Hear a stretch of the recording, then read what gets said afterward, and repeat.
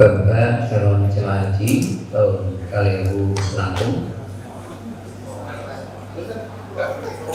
Bogo sami talbiyah mangkuruhin kali minggu kencang-kencang dengan dari sami rau ini yang talbiyah ini kali ngapalaken doa-doa Bogo labbaik Allahumma labbaik labbaik la syarika laka labbaik innal hamda wa ni'mata laka wal mulk la syarika lak labbaik Allahumma labbaik labbaik la syarika laka labbaik innal hamda wa ni'mata laka wal mulk la syarika lak labbaik Allahumma labbaik labbaik la syarika laka labbaik innal hamda wa ni'mata laka wal mulk la syarika lak. Allahumma antas salam wa minkas salam wa hayyina rabbana bis salam wa adkhilna jannata darussalam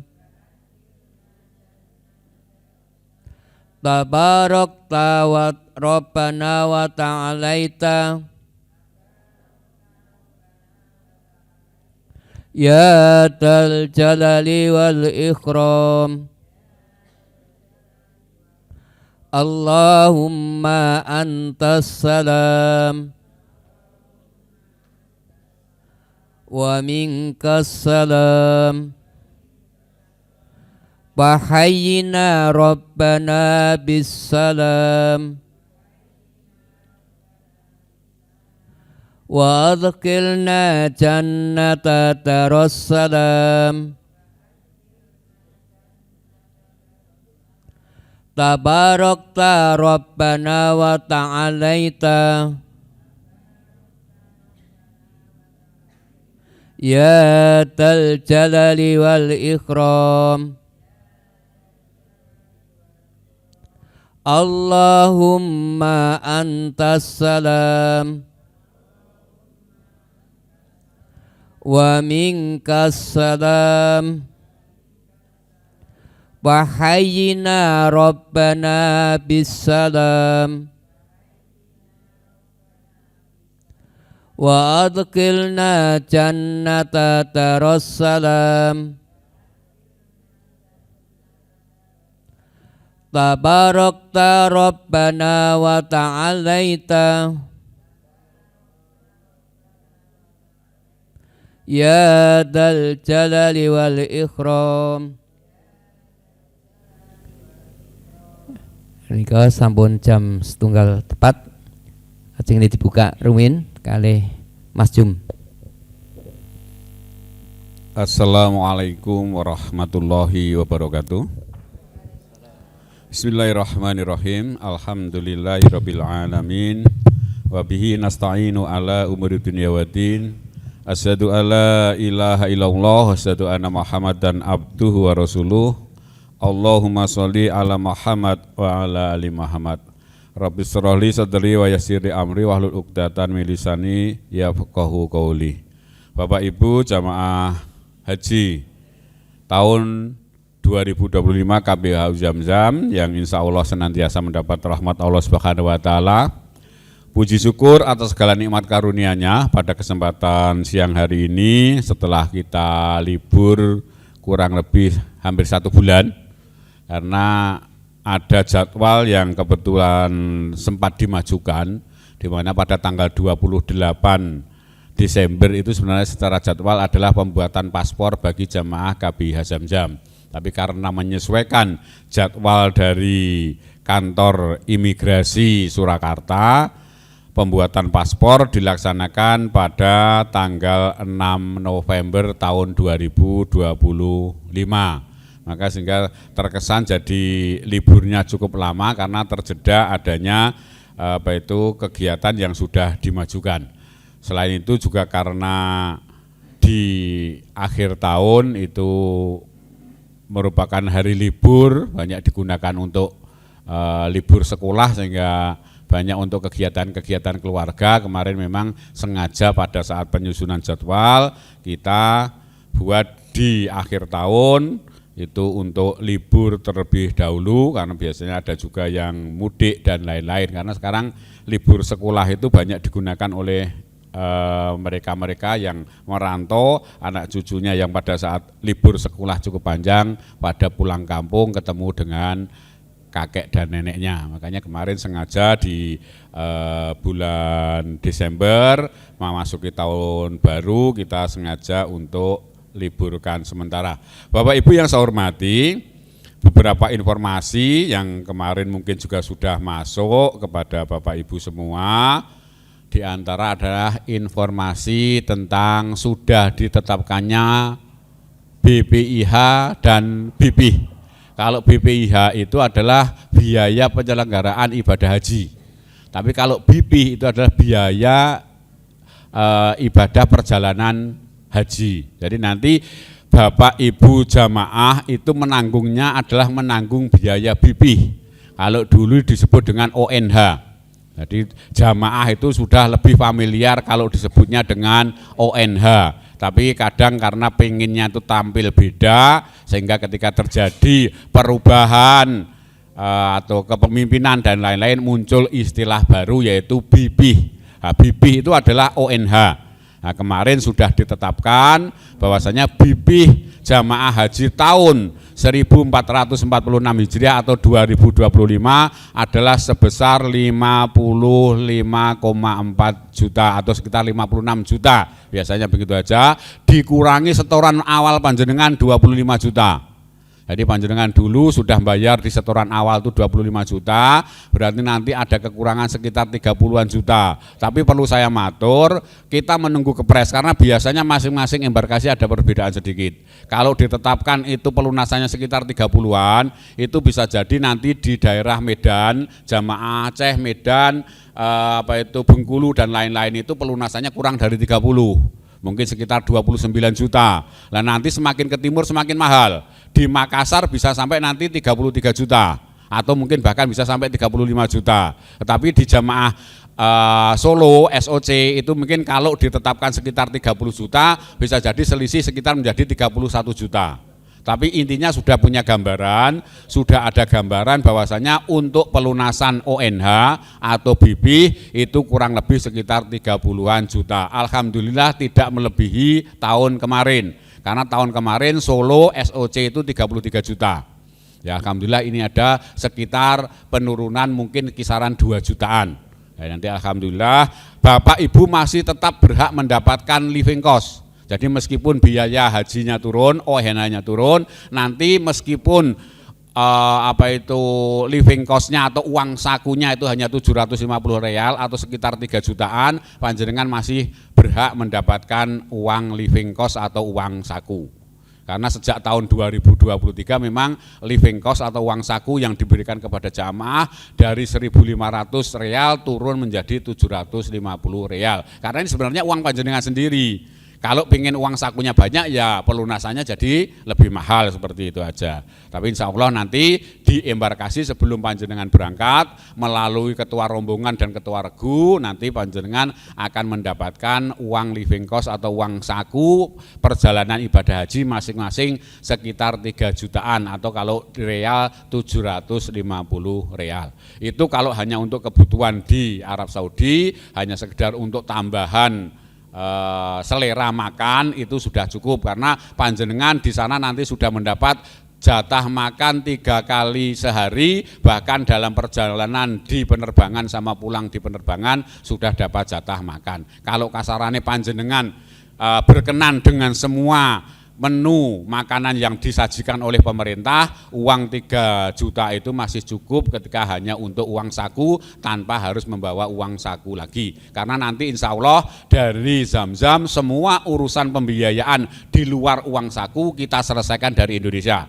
Pembiayaan dam, tarawiyah, iuran untuk rombongan itu kita selesaikan sebelum berangkat. Nanti di Arab Saudi panjenengan tinggal melaksanakan ibadah, kalau ingin menggunakan jajan, uang living cost itu yang digunakan untuk jajan. Tapi kalau menghendaki mau bawa oleh-oleh yang cukup, ya tentunya monggo nanti bisa membawa uang saku sendiri. Tapi saya sarankan jangan membawa uang tunai, nanti bisa dititipkan kepada temannya, ketua regu atau ketua rombongan yang membawa ATM, nanti biar tinggal ngambil di sana melalui ATM, tidak beresiko membawa uang tunai. Karena pengalaman tahun 2022 barengan saya itu ada yang kehilangan 19 juta di kamar karena membawa uang tunai 19 juta. Maka nanti untuk mengurangi resiko itu Bapak Ibu tidak perlu membawa uang banyak-banyak. Terutama nanti kalau yang menghendaki membawa untuk sewa kursi roda, dititipkan saja ketua regu atau ketua rombongan. Bapak Ibu yang saya hormati, pada kesempatan manasik pada siang hari ini direncanakan nanti ada 2 sesi. Sesi pertama nanti dari Pak Haji Rebo menyampaikan terkait dengan ibadah-ibadah selama di Arab Saudi. Dan nanti sekitar jam 14.30 atau sekitar lebih itu sedikit ada dari Bank Syariah Indonesia yang akan mensosialisasikan teknik pelunasan, dan bagi Bapak Ibu yang mungkin masih memiliki rekening konvensional atau rekening BRI Syariah atau BNI Syariah nanti bisa dibukakan rekening BSI karena untuk pelunasannya harus menggunakan Bank Syariah. BRI Syariah sama BNI Syariah sudah hilang, sudah digabung menjadi BSI. Maka nanti panjenengan pelunasannya kalau dulu BRI Syariah atau BNI Syariah, rekening barunya adalah menjadi BSI, Bank Syariah Indonesia. Karena nanti pelunasannya harus menggunakan rekening bank tersebut. Bapak Ibu jamaah yang saya hormati, insya Allah nanti beberapa jamaah yang cadangan kemarin sudah saya minta untuk ke Kemenak untuk memastikan keberangkatan menjadi jamaah tahun 2025, maka ada beberapa jamaah yang nanti akan tergabung menjadi tambahan jamaah untuk cadangan. Hari ini mungkin ada beberapa jamaah yang baru yang insya Allah nanti adalah merupakan jamaah cadangan bagi KBHU Zamzam. Ada sekitar 5 atau 7 jamaah yang nanti akan tergabung di KBH Zamzam membersamai panjenengan semua. Bapak Ibu yang saya hormati, pada manasik siang hari ini nanti akan disampaikan materi terkait dengan masalah ibadah harian di sana. Sebenarnya ibadah harian di sana itu ya hampir sama saja dengan kebiasaan ibadah harian panjenengan ketika di Indonesia. Yang membedakan hanya sedikit di sana ada tawaf. Kalau di Indonesia kita tidak melaksanakan tawaf, tapi kalau di sana melaksanakan tawaf. Tapi untuk ibadah-ibadah yang lain insya Allah sama. Hanya yang membedakan Bapak Ibu, ini yang menjadi daya tariknya dan ini menjadi penyemangat bagi jamaah haji, itu adalah lipatan pahala yang diberikan. Kalau di Indonesia panjenengan melaksanakan ibadah sholat 1, itu ketika dilaksanakan sebagaimana hadits yang disampaikan oleh Rasulullah, itu bahwasanya sholat di masjidku Najib Nabawi itu adalah 1000 kali lebih baik dibandingkan masjid yang lain, kecuali di Masjidil Haram, karena sholat di Masjidil Haram lebih baik 100.000 kali dibandingkan sholat di masjid yang lain. Nah ini yang menjadi daya tarik dan menjadi penyemangat. Makanya nanti kepada Bapak Ibu semua, ketika ada di Mekah itu monggo digunakan, dimanfaatkan sebaik-baiknya. Jangan seperti haji pada tempo dulu. Dari haji tempo dulu itu ada istilah haji ruwet. Haji ruwet itu haji turu karo ngliwet, karena dulu masih masak. Jadi di sana itu ngantek lali sobo ke masjid karena hanya fokus konsentrasi ngliwet. Nah, setelah ngliwet turu. Nah, ini maka nanti karena nanti panjenengan sudah mendapat jatah langsung makan itu sehari 3 kali, ya sebisa mungkin dimanfaatkan kesempatan untuk ibadah di sana. Hal yang beda lagi, di sana itu ada boleh dikatakan rutin, utamanya di Masjidil Haram, yaitu sholat jenazah.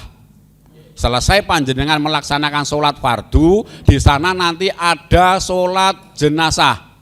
Nah ini pahalanya, barang siapa yang mensolatkan jenazah, itu pahalanya adalah 1 kirot. Barang siapa yang melayat dan membersamai sampai pemakaman jenazah, pahalanya 2 kirot. Panjenengan bayangkan ketika panjenengan sholat jenazah di Masjidil Haram. Di Masjidil Haram itu sekali sholat jenazah tidak hanya 1 jenazah, bisa 5, bisa sampai 10. Kalau panjenengan sekali mensolatkan 10 jenazah, itu berarti 10 kirot pahala yang panjenengan dapat. Belum ibadah-ibadah yang lain. Maka Bapak Ibu nanti dari Pak Rebu akan menyampaikan ibadah-ibadah apa saja harian yang ada di sana, termasuk ziarah. Ziarah ini sebenarnya tidak ada kaitannya dengan haji, cuma memanfaatkan waktu di sana nanti ada kegiatan ziarah. Tetapi ini tidak ada kaitannya dengan ibadah di sana, karena ziarah bukan termasuk ibadah. Ini hanya melihat ke tempat-tempat, lokasi-lokasi yang dulu ada sejarah dalam perjuangan Rasulullah SAW. Bapak Ibu yang saya hormati, sebelum materi disampaikan, akan saya sampaikan terkait dengan biodata kurikulum vitae dari pemateri bimbingan manasik haji 1446 KBHU Zamzam pada hari ini. Materi dengan judul adalah ibadah harian, sholat wajib dan sholat jenazah serta ziarah. Pemateri nama lengkap Dr. Andes Haji Rebu MAG. Alamat Jetu RT 01 RW 02 Tegal Gede Karanganyar. Pekerjaan PNS guru di SMA 1 Negeri Karanganyar. Pendidikan terakhir S2 jurusan Studi Pemikiran Islam.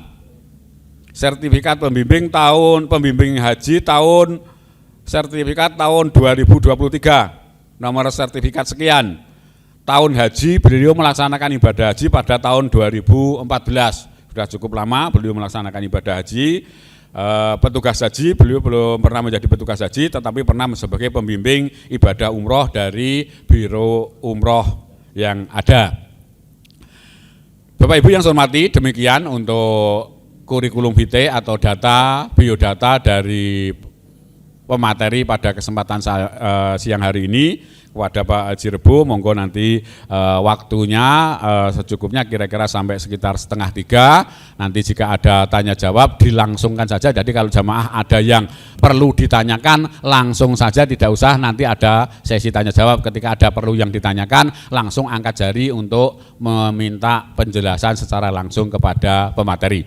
Bapak Ibu yang saya hormati, saya kira demikian sebagai pengantar dari bimbingan manasik pada hari ini kepada Bapak Haji Rebu MAG dan juga seluruh jamaah bimbingan manasik KBHU Zamzam. Selamat untuk melaksanakan bimbingan manasik pada kesempatan siang hari ini. Waktu kesempatan sepenuhnya saya serahkan kepada Bapak Haji Rebu MAG. Matur nuwun.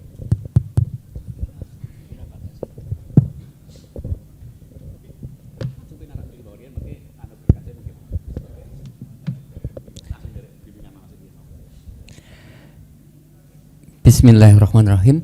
Assalamualaikum warahmatullahi wabarakatuh.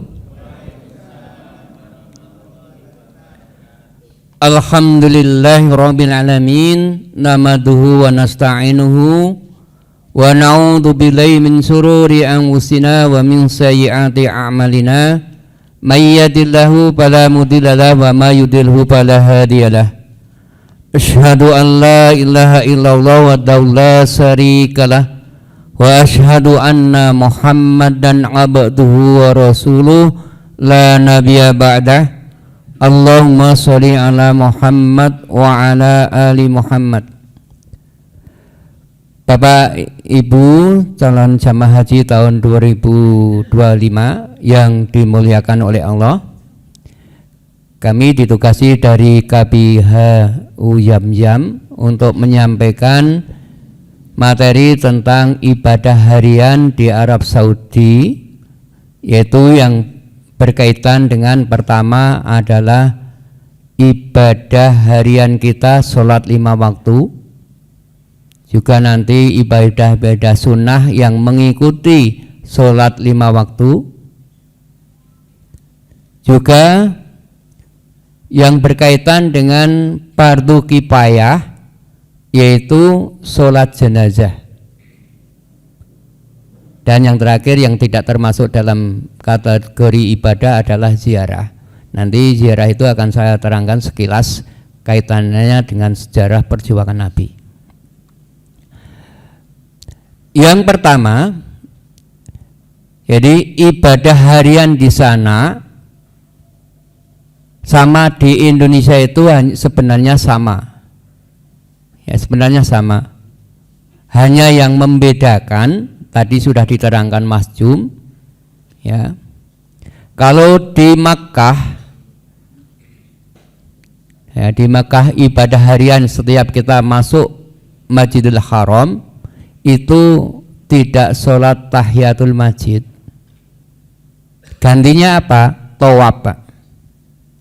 Ya, gantinya tawaf. Jadi sampai di Masjidil Haram tawaf dulu 7 kali.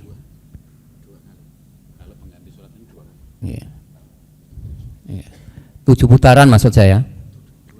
Ya. Itu sempurnanya 7 kali, Mas. Ya. Memang dalam hadis itu untuk penggantinya 2 kali, tapi untuk sempurnanya memang 7 kali. Seperti kita bertawaf dalam rukun umroh maupun rukun haji. Ya. Jadi seperti itu, ya.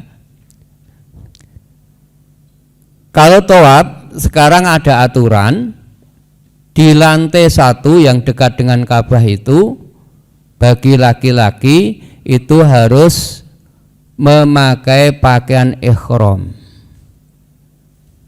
Memakai pakaian ihram. Tetapi apabila mau ada di lantai atas tidak usah. Ya, hanya nanti putarannya itu lebih lama daripada yang di lantai 1.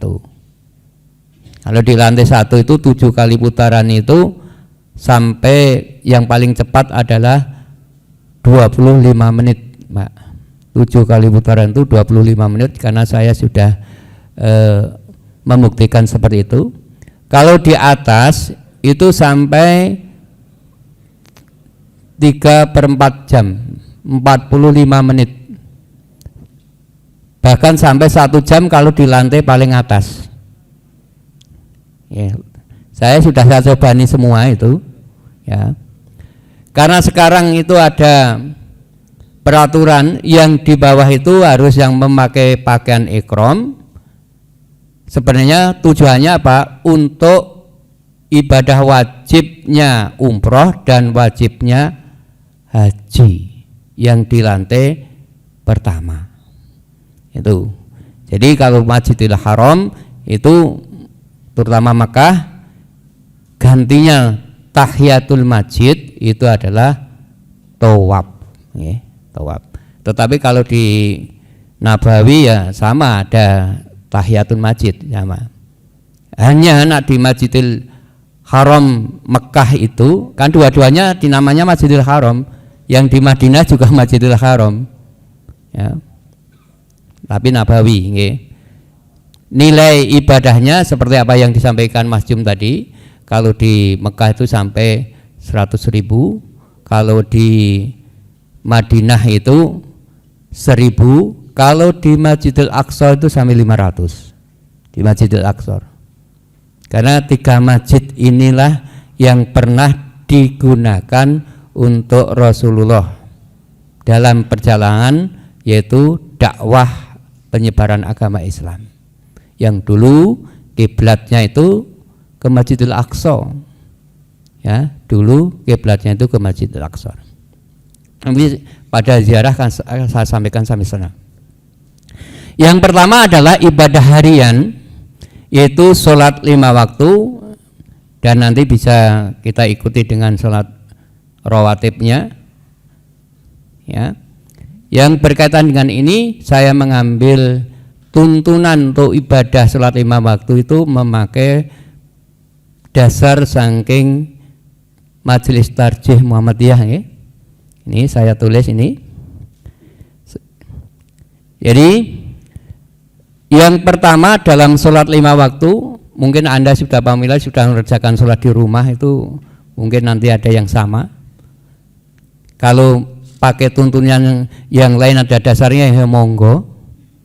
Tapi saya menggunakan saking tarjih Muhammadiyah karena kami adalah orang Muhammadiyah dan tarjih ini sudah diputuskan dari para ulama mengambil dalil-dalil yang rojih. Nih. Pertama yaitu dimulai dengan niat disertai dengan takbir. Niat itu adalah pekerjaan hati. Ya, kalau niat kita itu misalnya sholat zuhur, ya setelah kita sudah wudhu terlebih dahulu, kita dahului dengan wudhu, lalu kita sudah ada di tempat sholat, niat kita adalah hati ini sudah untuk mengerjakan sholat zuhur dengan takbir Allahu Akbar. Kalau diucapkan ikhwahuna kan diucapkan usoli fadl tuhri arba'an rakaataini mustaqbila kiblati adaan lillahi ta'ala. Itu kalau ikhwahuna diucapkan seperti itu. Kalau di Muhammadiyah niat itu cukup di dalam hati. Kita sudah wudu, kita sudah di tempat sholat, ini waktunya zuhur ya sholat zuhur. Ini Pak, karena niat itu adalah pekerjaan hati, bukan pekerjaan lisan. Ya. Lalu dengan takbir Allahu Akbar seraya mengangkat kedua tangannya. Seperti kita dalam sholat, tuntunannya mengangkat kedua tangan itu sejajar bau, terusan dua telapak tangan ini sejajar dengan telinga. Ya, Allahu Akbar. Itu seperti itu. Baru membaca doa iftitah. Allahumma ba'id baini wa baina khotoyaya kama ba'ata bainal masriki wal maghrib. Allahumma nakkini minal khotoya kama yunaqqas saubul abyadu minad danas. Allahumma ksil khotoyaya bil ma'i wal salji wal barad. Ini doa iftitah yang oleh Muhammadiyah ditaruh pada doa iftitah yang pertama. Ini yang sering dilakukan oleh Rasulullah Sallallahu Alaihi Wasallam. Ya, doa iftitah ini. Atau doa iftitah yang lain. Ya. Ini agak panjang. Kalau pakai doa iftitah yang ini adalah agak panjang. Ini juga pernah digunakan oleh Rasulullah. Jadi tidak dimulai dari kabirau walhamdulillahi katsira. Kalau dari tarjih itulah dimulai wajjahtu wajhiya lilladzi bataras samawati wal arda hanifan musliman wa ma ana minal musyrikin. Innas salati wa nusuki wa mahyaya wa mamati lillahi rabbil alamin. La syarika lahu wa bidzalika umirtu wa ana awalul muslimin atau wa ana minal muslimin. Allahumma anta malika la ilaha illa anta rabbi wa ana abduka dhalamtu nafsi wa taraftu bidanbi baghfirli dunubi jami'an la yakfiru dunuba ila anta wahdini li aksani akhlaqi la yahdi li aksaniha ila anta wasrib anni sayi'aha la yasrifu anni sayi'aha ila anta labbaika wasada alaika wa khairuka kulluhu biyadaika wasarihu laisa ilaika annabika wa ilaika tabarakta wa ta'alaita astaghfiruka wa atubu ilaik. Ini juga pernah digunakan oleh Nabi. Jadi kalau menggunakan itu diambilkan ini langsung dari Al-Quran Pak, surat Al-An'am. Niki nggih pernah. Monggo mangke pilih sepundi.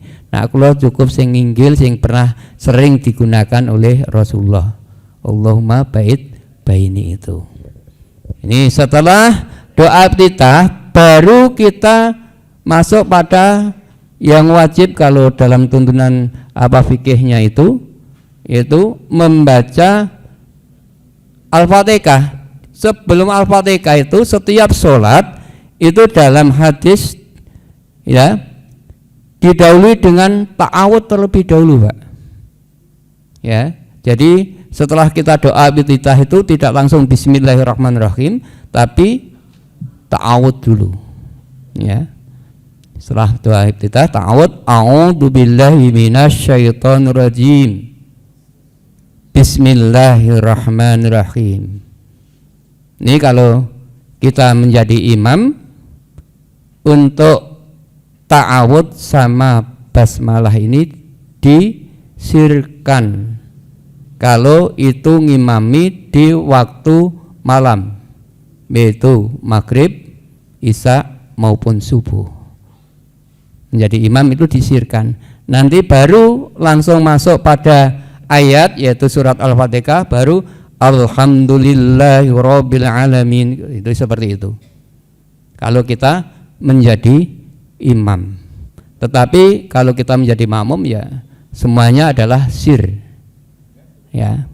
Dan imam itu memang harus tahu terhadap makmumnya.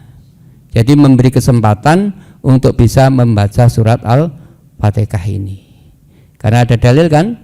La sholata liman yaqra'u bil Fatihatil kitab. Ya. Apabila kita untuk melaksanakan sholat tidak membaca Al-Fatihah, surat Al-Fatihah, maka tidak sah sholatnya. Ini maka imam itu harus bijaksana untuk memberi waktu sebentar untuk bisa makmum itu menyelesaikan membaca Al-Fatihah. Atau ada yang pendapat yang lain, ya tidak sah membaca, mendengarkan, menyimak apa yang menjadi bacaan dari imam itu sudah sah juga. Kalau imam makmum masbuk, ya, apabila dia sudah mendapatkan rukuk, ya, itu sudah juga disebut sudah dapat 1 rakaat. Ya, nanti ketinggalannya di mana? Kalau ketinggalan di rakaat pertama sudah mendapatkan rukuk, itu sudah dihitung 1 rakaat, Pak. Tinggal kemantapan kita di mana. Boleh mengikuti itu, boleh kita mengulang 1 rakaat lagi. Ngerti ya, Bu? Ya, saya ambilkan ini memang dari tarjih Muhammadiyah. Ya. Nah, setelah membaca surat Al-Fatihah ini, Alhamdulillahirabbil alamin, Ar-Rahmanir-Rahim, Maliki yaumiddin, Iyyaka na'budu wa iyyaka nasta'in, Ihdinas siratal mustaqim, Siratal ladzina an'amta 'alaihim ghairil maghdubi 'alaihim waladdallin. Ini harus disambut dengan amin, baik itu imam maupun makmum. Ini. Kenapa harus sambut-sambut dulu? Kalau kita membaca dan tarjih, alasan dalil itu kalau amin kita itu bersama dengan aminnya para malaikat, pasti itu dikabulkan gitu loh. Ya. Pasti dikabulkan oleh Allah. Maka setelah waladdallin itu jangan kita diam, tetap kita langsung menyambut dengan amin gitu. Itu seperti itu. Karena itu ada dasarnya. Baru membaca sebagian ayat dalam Al-Quran atau sebagian surat pendek di dalam Al-Quran. Ini hanya saya contohkan, yang paling pendek adalah surat Al-Ikhlas. Ya, jadi tinggal mangke makmumnya gimana. Kalau di sana itu terutama nak subuh, Pak, itu pasti panjang banget. Nggih, pasti panjang banget. Ning nak maghrib kali ngisak niku surate pendek-pendek. Nggih, mriko ngaten niku. Ini kalau contohkan ini namung surat Al-Ikhlas. Kul ya. Kul huwallahu ahad Allahu samad lam yalid wa lam yulad wa lam yakul lahu kufuwan ahad. Atau hafalan-hafalan yang lainnya. Ya, hafalan-hafalan yang lainnya. Ya, biasanya kalau maghrib dan isya itu di sana pasti juz 30 yang banyak. Ning nak salat subuh itu panjang banget. Mungkin ada yang mengambil Al-Baqarah, mungkin ya senengi mungkin menapa niku imam temrika mangkaten. Karena imam temrika niku tahfidz semua. Tahfidz 30 juz. Nih semuanya. Setelah membaca sebagian ayat dalam Al-Qur'an atau sebagian surat pendek di dalam Al-Qur'an, maka membaca tasbih di dalam ruku. Ya. Kan setelah ini kan takbir intikal. Takbir intikal itu takbir untuk menyela-nyelai antara kegiatan satu kepada kegiatan yang lain. Ini tadi setelah sedekap berdiri kan, lalu membaca untuk ruku itu membaca takbir intikal Allahu Akbar, baru membaca doa untuk ruku. Subhanakallahumma Rabbana wa bihamdika Allahumma ighfirli. Atau ini ya, Subhana rabbiyal azim. Ini 3 kali.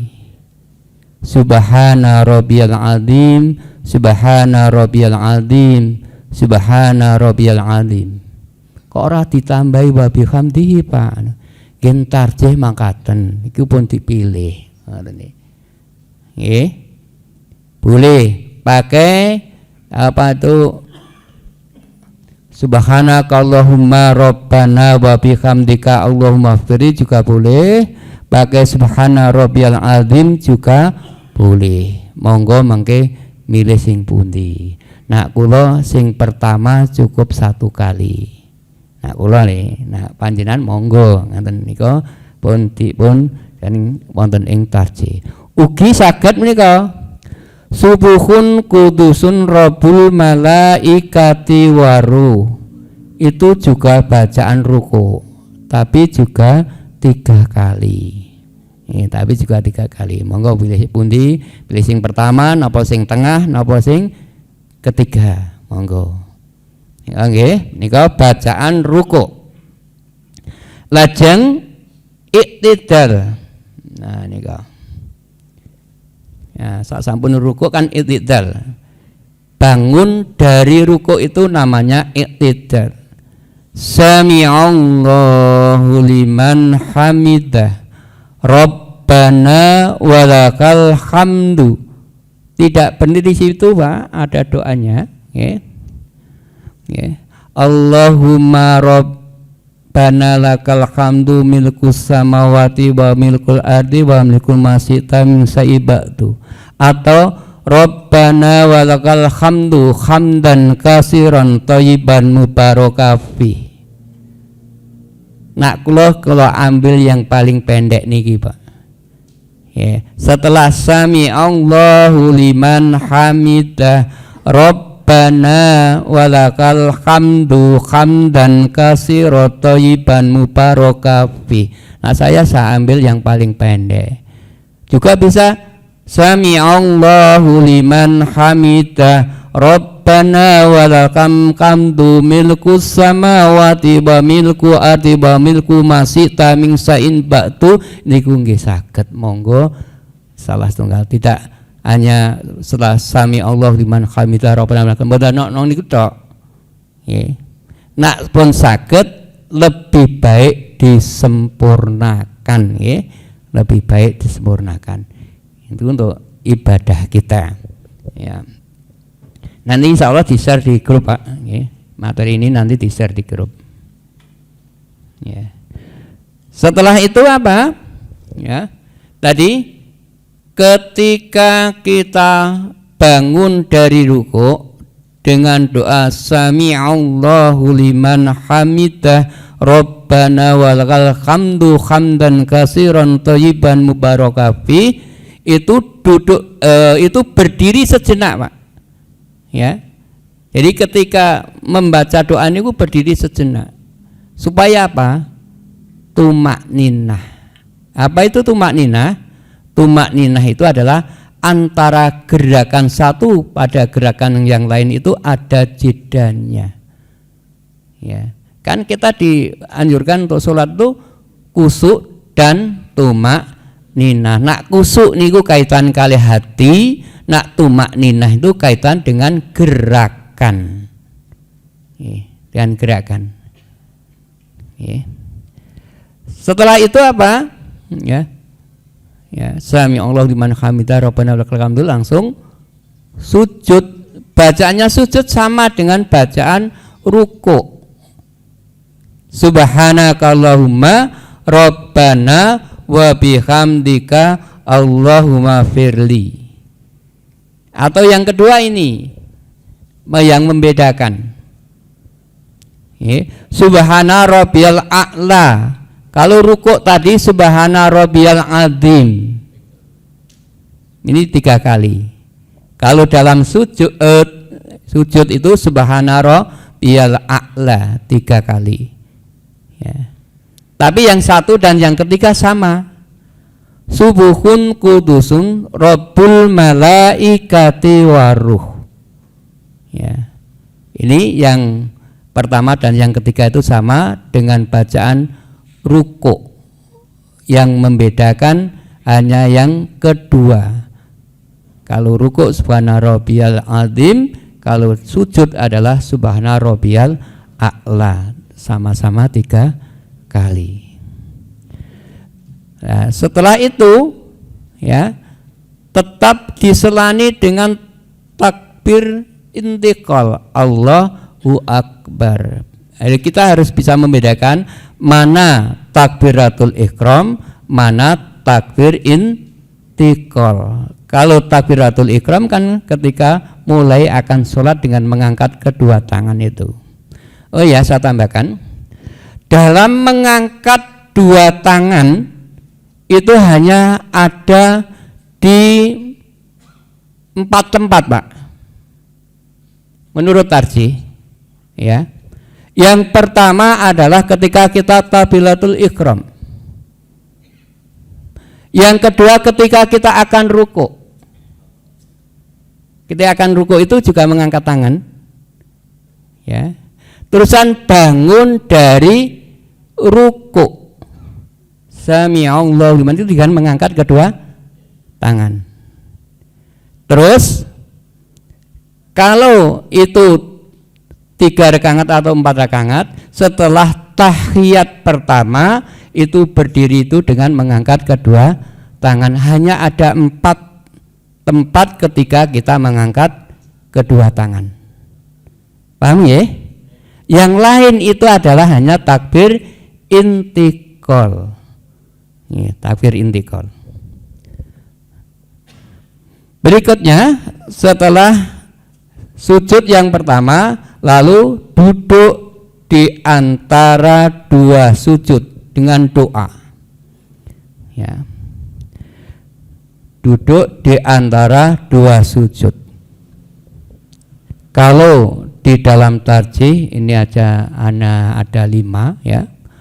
Allahumma gfirli warhamni wajburni wahdini waryukni. Cukup itu kalau dalam tarjih. Nak panjenengan nambah sampai 9 atau 7 itu ya monggo. Tapi dalam tarjih itu sudah ditegaskan 5 itu sudah cukup. Ya. Allahumma gfirli, ya Allah ampunilah aku. Warhamni, belas kasihanilah aku. Wajburni, cukupkanlah aku. Wahdini, tunjukilah aku. waryukni dan berilah rezeki padaku. 5 ini sudah mencakup seluruh dalam kehidupan kita. Nak wis dicukupan semua itu untuk apa lagi? Tapi wong ini biasanya nak sholat ini goleki marem ya Pak. Gitu loh. Nah, biasanya itu sampai 9 atau 7 itu ya lah monggo, itu monggo. Asal tahu dasarnya saja. Ini nak tahu dasarnya jangan sampai Pak. Nah, namanya menambah-nambah di dalam sholat. Bacaan dalam sholat itu adalah bid'ah. Kullu bid'atin dolalah wa kullu dolalatin binar. Nah itu kan bahaya malah. Kita yang sesuai saja, yang apa yang telah dicontohkan oleh Rasulullah berdasarkan dengan dalil yang rajih. Angkatan nggih. Ya. Setelah ini sujud yang kedua sama bacaannya. Ya, sujud yang kedua. Ya. Subhanakallahumma rabbana wa bihamdika Allahumma firli, atau subhana rabbiyal a'la, subhana rabbiyal a'la, subhana rabbiyal a'la, atau subuhun kudusun rabbul malaikati waruh juga 3 kali. Baru itu selesai untuk melaksanakan berikutnya, yaitu rakaat yang kedua. Ya, untuk melaksanakan rakaat yang kedua. Ini. Terus berdiri lagi untuk melaksanakan rakaat berikutnya. Bacaannya seperti pada rakaat yang pertama, hanya rakaat berikutnya tidak lagi membaca doa iftitah. Doa iftitah itu hanya sekali di rakaat yang pertama. Pada rakaat yang ketiga dan keempat setelah berdiri, yang dibaca hanya surat Al-Fatihah, tidak membaca ayat atau surat di dalam Al-Quran. Jadi kalau duhur, asar, maghrib, isya, rakaat ketiga dan keempat cukup hanya membaca surat Al-Fatihah. Ini paham ya? Nah, setelah itu, setelah sujud yang kedua di rakaat yang kedua, misal itu sholatnya itu maghrib atau isya atau duhur atau asar, ini bacaan doa tasawufnya. Ini tasawuf awal. At-tahiyatu lillah wassalatu wattayyibat. Assalamu alaika hayyuhan nabiyyu wa rahmatullahi wa barakatuh.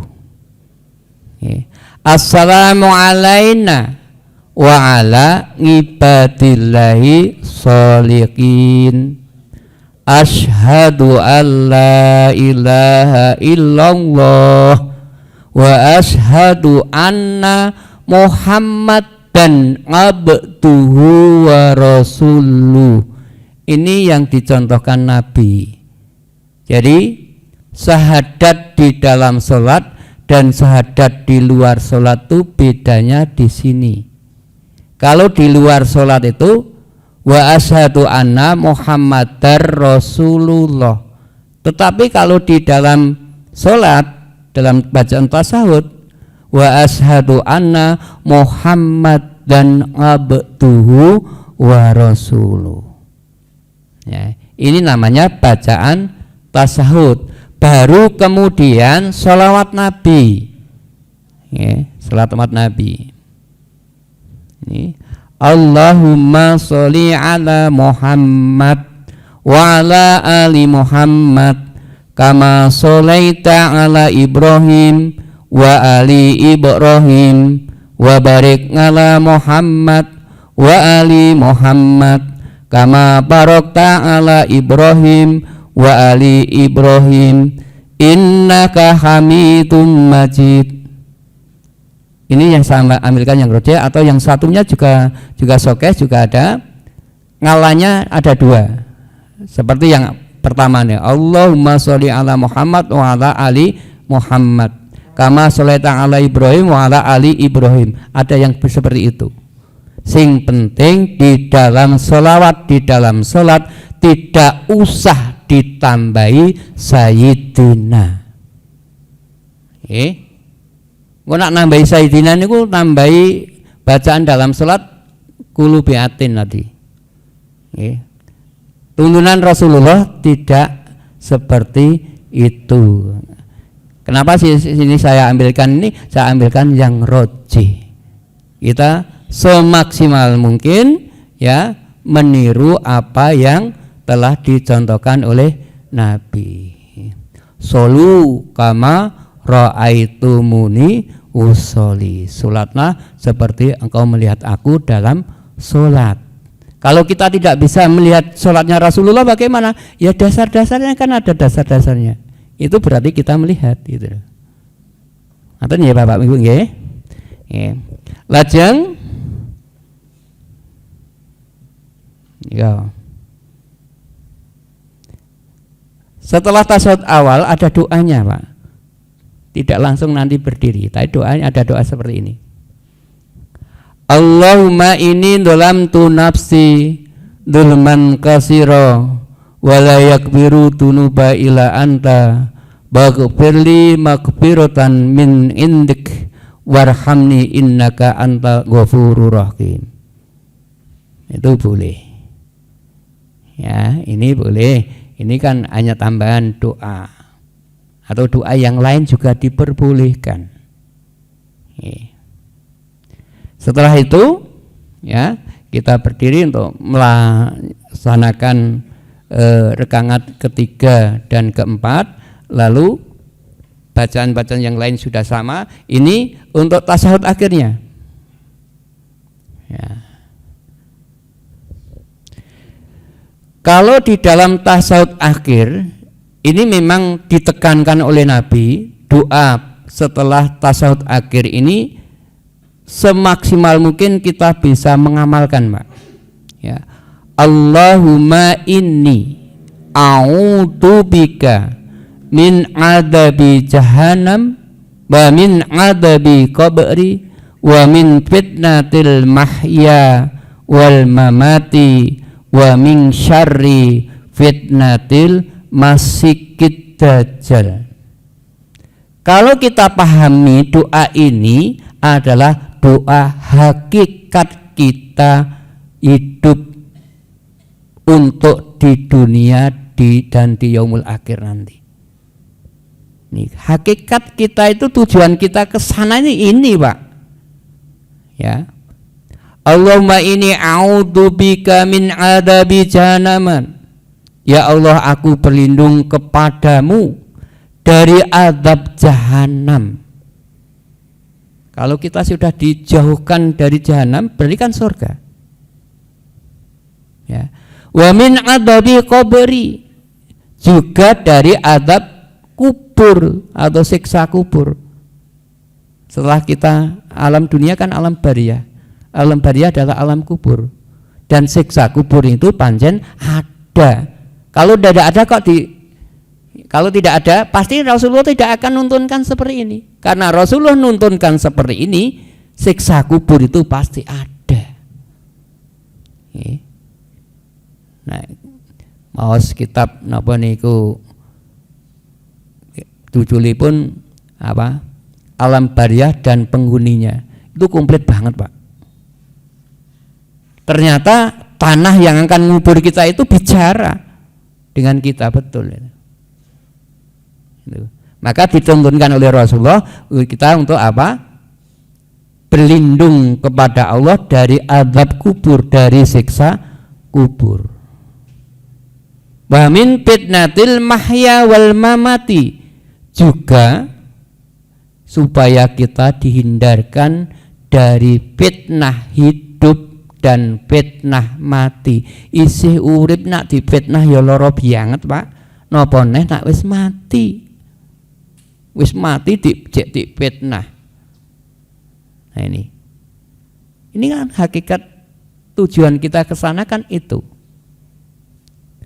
Wa min syarri fitnatil masikid dajjal, juga kita berlindung dari kejamnya atau fitnah makhluk yang sangat kejam yaitu Dajjal.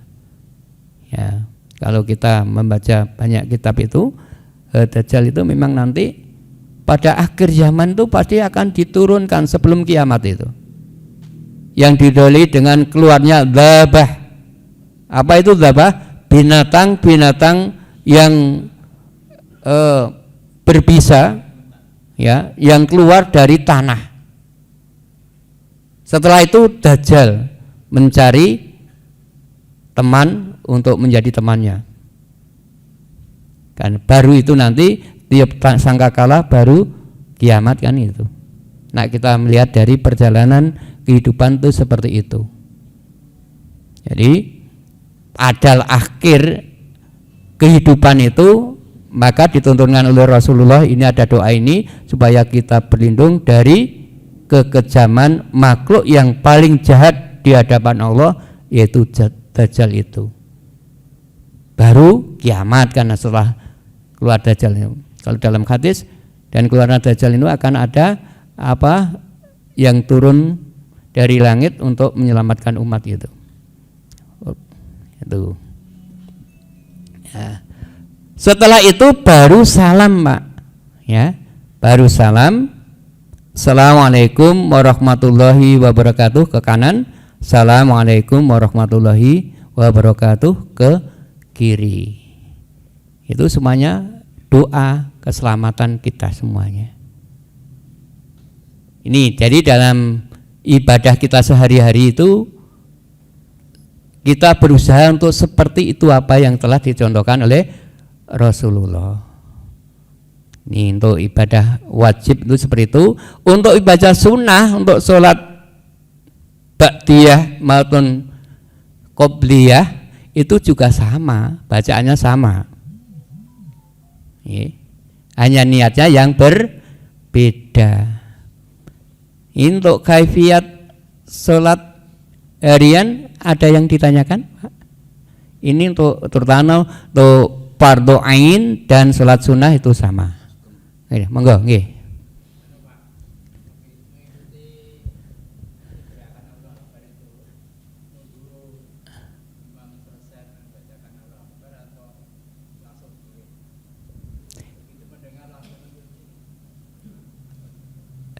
Untuk imam selesai dulu, Pak.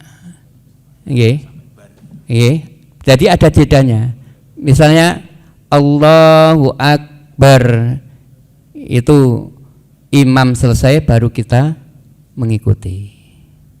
Termasuk akan ruku, ya. Akan ruku Allahu Akbar, imam baru ruku, kita baru mengikuti.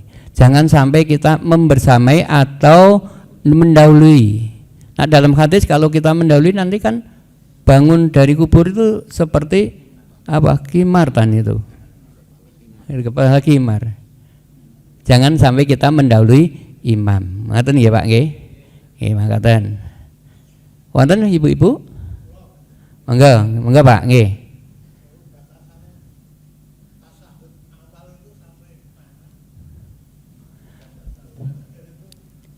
Nggih.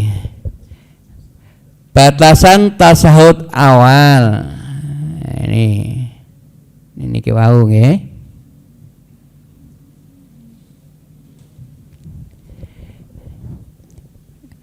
Sampai pada akhir salawat, Pak. Ya. Sampai innaka hamidum majid, atau ada yang lain itu bil alamina innaka hamidum majid, tapi saya ini mengambil dari tarsinya tidak pakai bil alamina. Ada nih. Sampai situ, Pak. Lah nang doa ini, doa tasawuf awal atau ini hanya sunnah. Boleh kita menambah ini, Allahumma inni dolamtu nafsi ini, atau yang lainnya juga bisa, monggo. Ya. Tapi batasan tasawuf awal itu hanya sampai pada sholawat Nabi. Tetapi pada tasawuf akhir ini ditekankan doa ini oleh Nabi. Kalau ditekankan, maka ini kan kewajiban, harus kita kita tiru apa yang telah disampaikan oleh Rasulullah. Ngoten nggih Pak nggih. Nah, batasan tasahud memang hanya sampai pada sholawat Nabi. Tapi untuk tasahud akhir, doa ini ditekankan oleh Nabi untuk kita mintakan kepada Allah seperti itu. Kalau kita hayati itu kan itu hakikat kehidupan itu di situ. Ada ya Pak nggih? Nah, saat sampun itu ini yang berkaitan dengan doa. Ini salat jenazah gentos. Lah, ngaten Pak.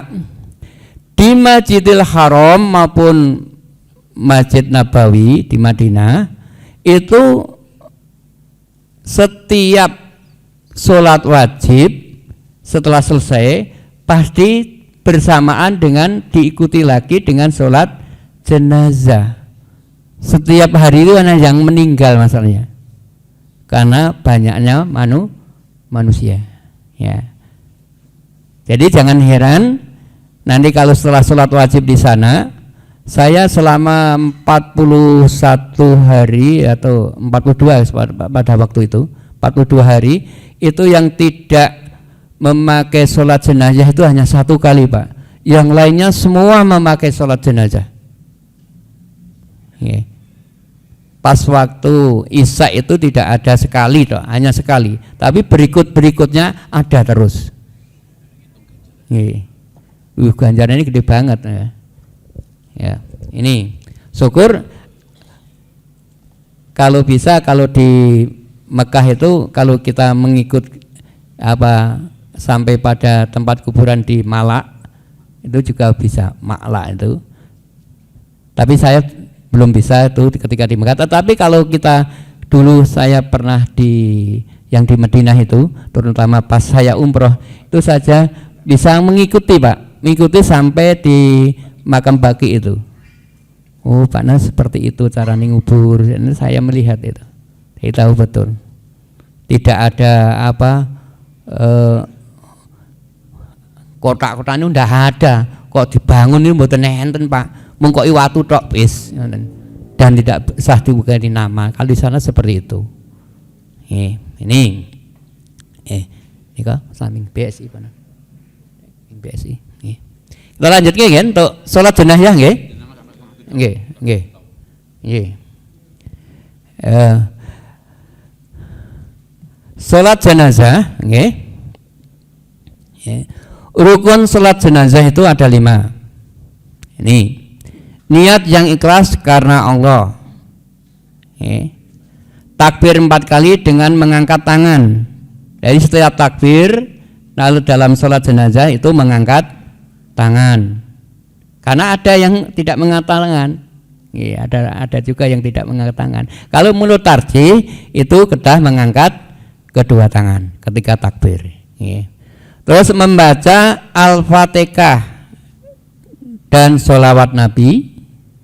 Terus keempat doa dengan ikhlas karena Allah untuk si mayat dan untuk yang ditinggal. Baru yang terakhir salam. Ini rukun sholat jenazah. Lah kaifiatnya seperti apa? Tata caranya ini. Yang pertama, takbir pertama disertai dengan niat yang ikhlas karena Allah. Seraya mengangkat kedua tangan dengan mengucap Allahu Akbar. Niatnya itu kita harus tahu yang kita sholatkan itu. Kalau di rumah, kalau di sana ya kita ngikuti dengan makmum karena kita tidak mungkin akan tahu dengan mayitnya.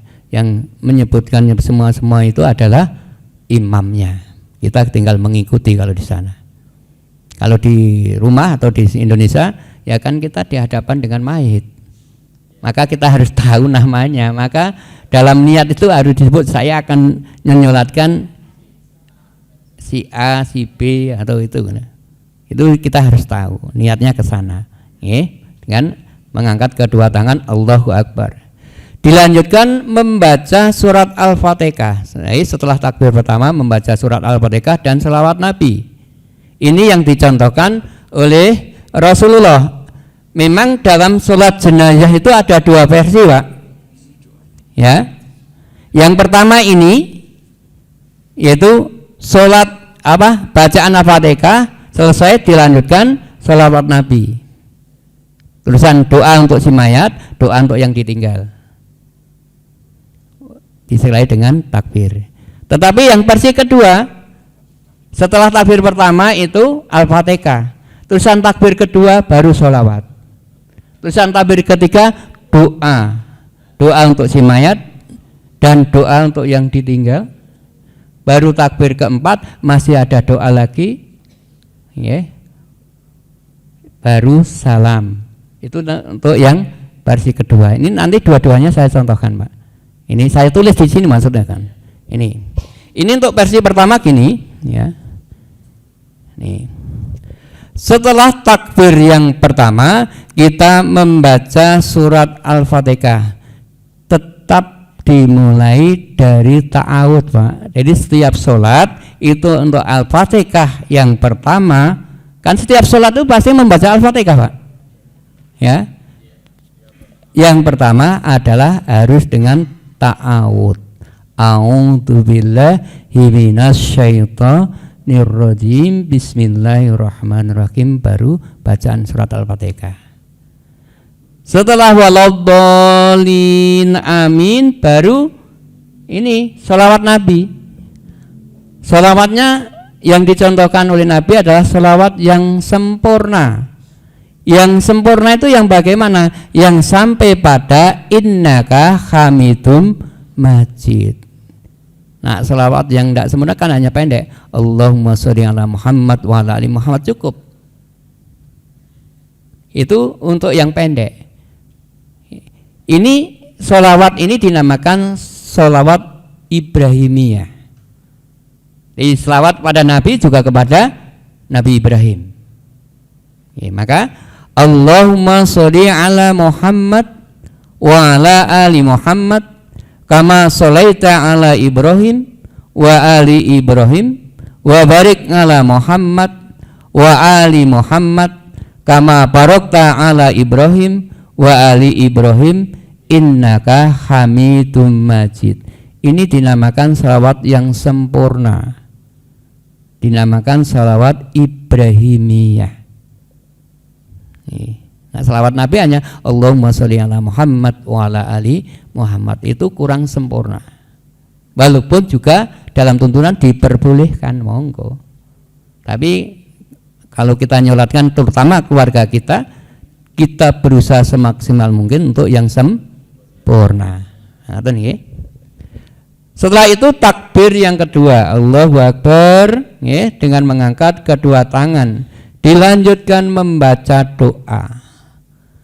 Doanya ini, ya. Mohon perhatian, ya. Doa yang dituntunkan oleh Nabi itu tidak dibedakan antara laki-laki dan perempuan bila itu mayatnya satu. Nak mayatnya banyak memang dituntunkan oleh Rasulullah itu pakai karena banyak. Tapi dalam hadis yang lain diterangkan tidak dibedakan antara mayat laki-laki dan perempuan, semua memakai Allahumma ighfir lahu warhamhu wa'afihi wa'fu wa akhrim nuzulahu wa wasit madkhalahu waqsilhu bil ma'i wal saljin wa naqihi minal qataya kama yunaqas saubul abyatu minat tanas wa abdilhu taran khairan min tarihi wa ahlan khairan min ahlihi wa zauzan khairan min zaujihi wa qihi fitnatal qabri wa adabah atau wa adaban nar. Ini doa yang sempurna yang dicontohkan oleh Nabi. Walaupun hanya yang ada yang doa itu Allahumma firlahu warkamhu wa'afi wa ponahu wa akrim nujulahu wa wasit mataqalahu taqaw niku tok. Ada yang seperti itu. itu juga diperbolehkan, tapi kurang sempurna. Nah, kalau meratekakan dengan anak-anak, pokoknya saya minta yang sempurna, kayak gitu. Nah, sempurna itu bisa, berarti yang pendek pasti bisa kan gitu. Ngaten. Termasuk praktek sholat wajib itu juga harus yang sempurna, yang bacanya yang tertib, yang sempurna, saya gitu. Sebab saya punya pendapat kalau yang sempurna itu bisa semua, berarti yang pendek pun akan pasti bisa gitu. Setelah itu baru takbir ketiga. Ya, nih. Setelah takbir ketiga, takbirnya tetap mengangkat kedua tangan, membaca doa untuk yang ditinggal, untuk si mayat dan yang tinggal. Allahumma gfirli hayyina wa mayyitina wa syahidina wa ghaibina wa saghirina wa kabirina wa dzakarina wal unsana. Allahumma man ahyaitahu minna fahayyihi alal islam wa man tawaffaitahu minna fatawaffahu alal iman. Allahumma la takhrimna ajrahu wa la tudillana ba'dahu. Nika doa. Baru takbir keempat, terus salam. Ini versi yang pertama yang sering digunakan oleh Nabi. Ya. Kalau yang versi yang kedua tadi hanya bedanya setelah takbir pertama itu Al-Fatihah, terus takbir kedua sholawat Nabi, takbir ketiga san doa, takbir keempat terusan masih ada doa pendek tadi. Ya, ada yang sangat pendek tadi. Ya, mangkaten Bapak. Nggih, nika untuk tuntunan sholat jenazah. Oh, intinya sampun mangertos menika mangkaten. Ya, setiap bersolat wajib pasti dilangsungkan sholat jenazah. Nak sholat wajibnya itu fardu ain, nak sholat jenazahnya fardu kifayah. Sama-sama fardu kalau di Masjidil Haram dan di Masjid Nabawi pasti beriringan terus menerus. Itu seperti itu. Lalu berkaitan dengan ziarah, ya. Ziarah itu artinya berkunjung, Pak, untuk mengetahui ya situasi ketika Rasulullah sedang melaksanakan dakwah. Ya. Di sana nanti biasanya kalau ziarah itu dikoordinir. Nanti kan ada yang memandu ya Mas. Dari sini itu nanti ada yang mukimin yang mutawib yang dari sana, orang Indonesia yang ada di sana nanti akan dikoordinasikan yang akan diziarah itu di mana. Ya. Nah, di Mekah itu biasanya kan di itu perjanjian di Hudaybiyah itu, Pak. Ya, nanti tinggal kesepakatan dengan mutawib, kita ketika di Mekah itu akan ziarah kemana, berkunjung kemana. Ya. Tetapi kalau di Madinah, ya, itu pasti kalau di Madinah itu pasti ada ziarah, paket ziarah. Biasanya itu ke Masjid Quba, Masjid Qiblatain, ya. Terus kan ke Gunung Uhud, ya, pasti ke situ. Di Masjid Quba, supaya kita tahu Masjid Quba itu sejarah pertama kali masjid itu didirikan ketika Nabi sedang hijrah, belum sampai di Madinah, ya, dia membuat masjid yang pertama di Masjid Quba itu. Masjid pertama yang didirikan Rasulullah ya Masjid Kuba itu. Baru itu Masjid Nabawi. Ya. Ya. Setelah itu ya, sejarahnya itu apa? Kita untuk menanti juga teman-temannya supaya sampai datang bisa istirahat sebentar di Masjid Kuba ya, baru melangsungkan ke Madinah ya. Ke Madinah. Nah, berhentinya onta yang dikendarai Rasulullah itu di mana? Ternyata kabeh itu akan masyarakat Ansor, masyarakat Madinah itu semuanya akan menerima, Pak. Akan menerima. Supaya tidak terjadi suatu perselisihan, maka ontanya diculke mandeke nek ngendi. Ternyata onta itu berhenti atau jerum di salah satu kebunnya anak yatim piatu. Disitulah akhirnya ditetapkan sebagai nabi, oleh Nabi didirikan Masjid Nabawi itu. Ya, Masjid Nabawi yang sekarang itu sudah perluasan, perluasan semakin luas. Itu seperti itu. Itu Masjid Kuba dan Masjid Nabawi.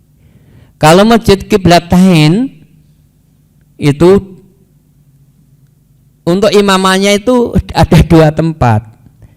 Ya, kenapa itu dinamakan Masjid Qiblatain? Karena dulu kiblatnya itu ke Masjidil Aqsa di Palestina.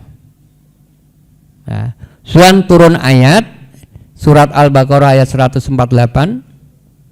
itu pas waktu duhur, pas nengenangi sholat, Rasulullah langsung membalik ke Masjidil Haram.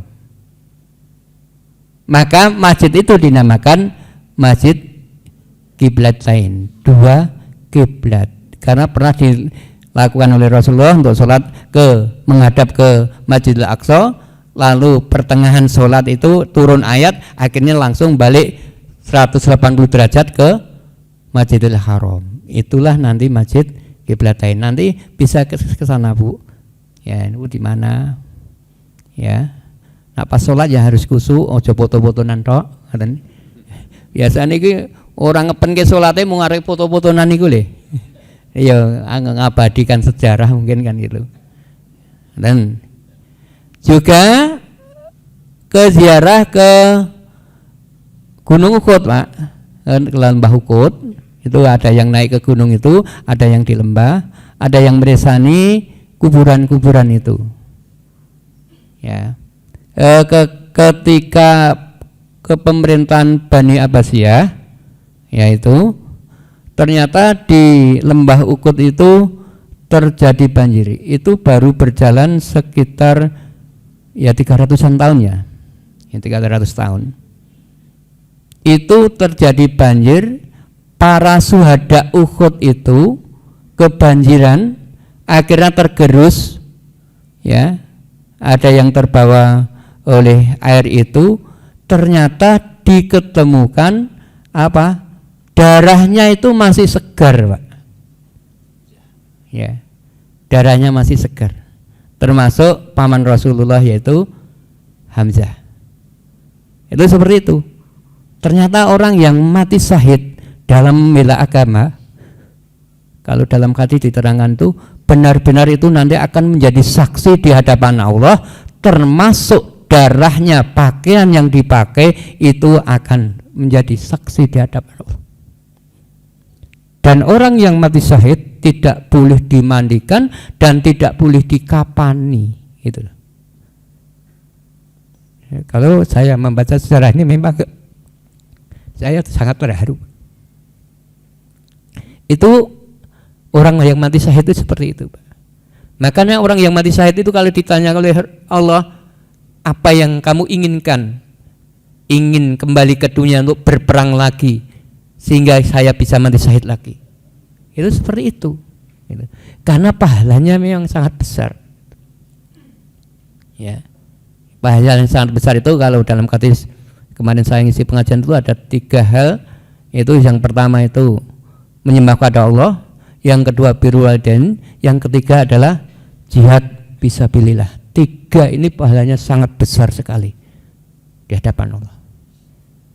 Ini yang berkaitan dengan ziarah. Mungkin nanti juga ada kesepakatan ziarah ke Gunung Magnet juga bisa. Ya, Gunung Magnet itu kendaraan tidak usah dinyalakan, itu sudah terserot, Pak. Dan jalan dengan sendirinya. Karena apa? Tekanan magnet itu yang sangat kuat.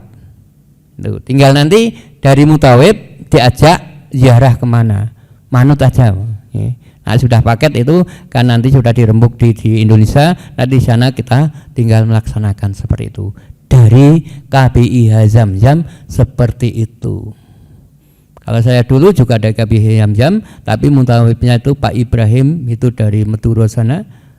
Lah, mak dulu kesepakatan di sana belum di sini, Mak. Waktu saya tahun 2014. Ya, itu seperti itu. Mungkin ini Mas yang saya sampaikan. Mungkin ada pertanyaan? Bapak Ibu? Monggo. Ya.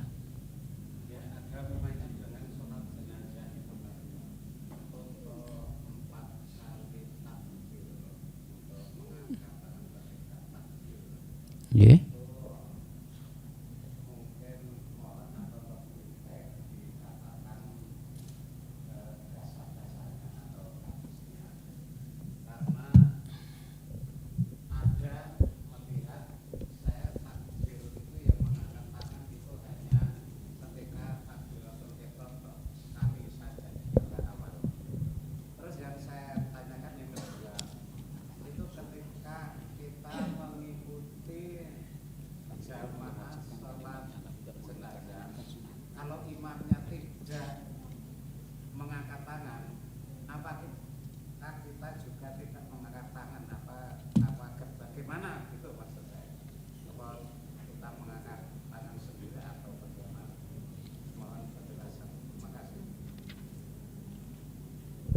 Iya Pak, kalau mengambilnya dari tarjih ya Pak.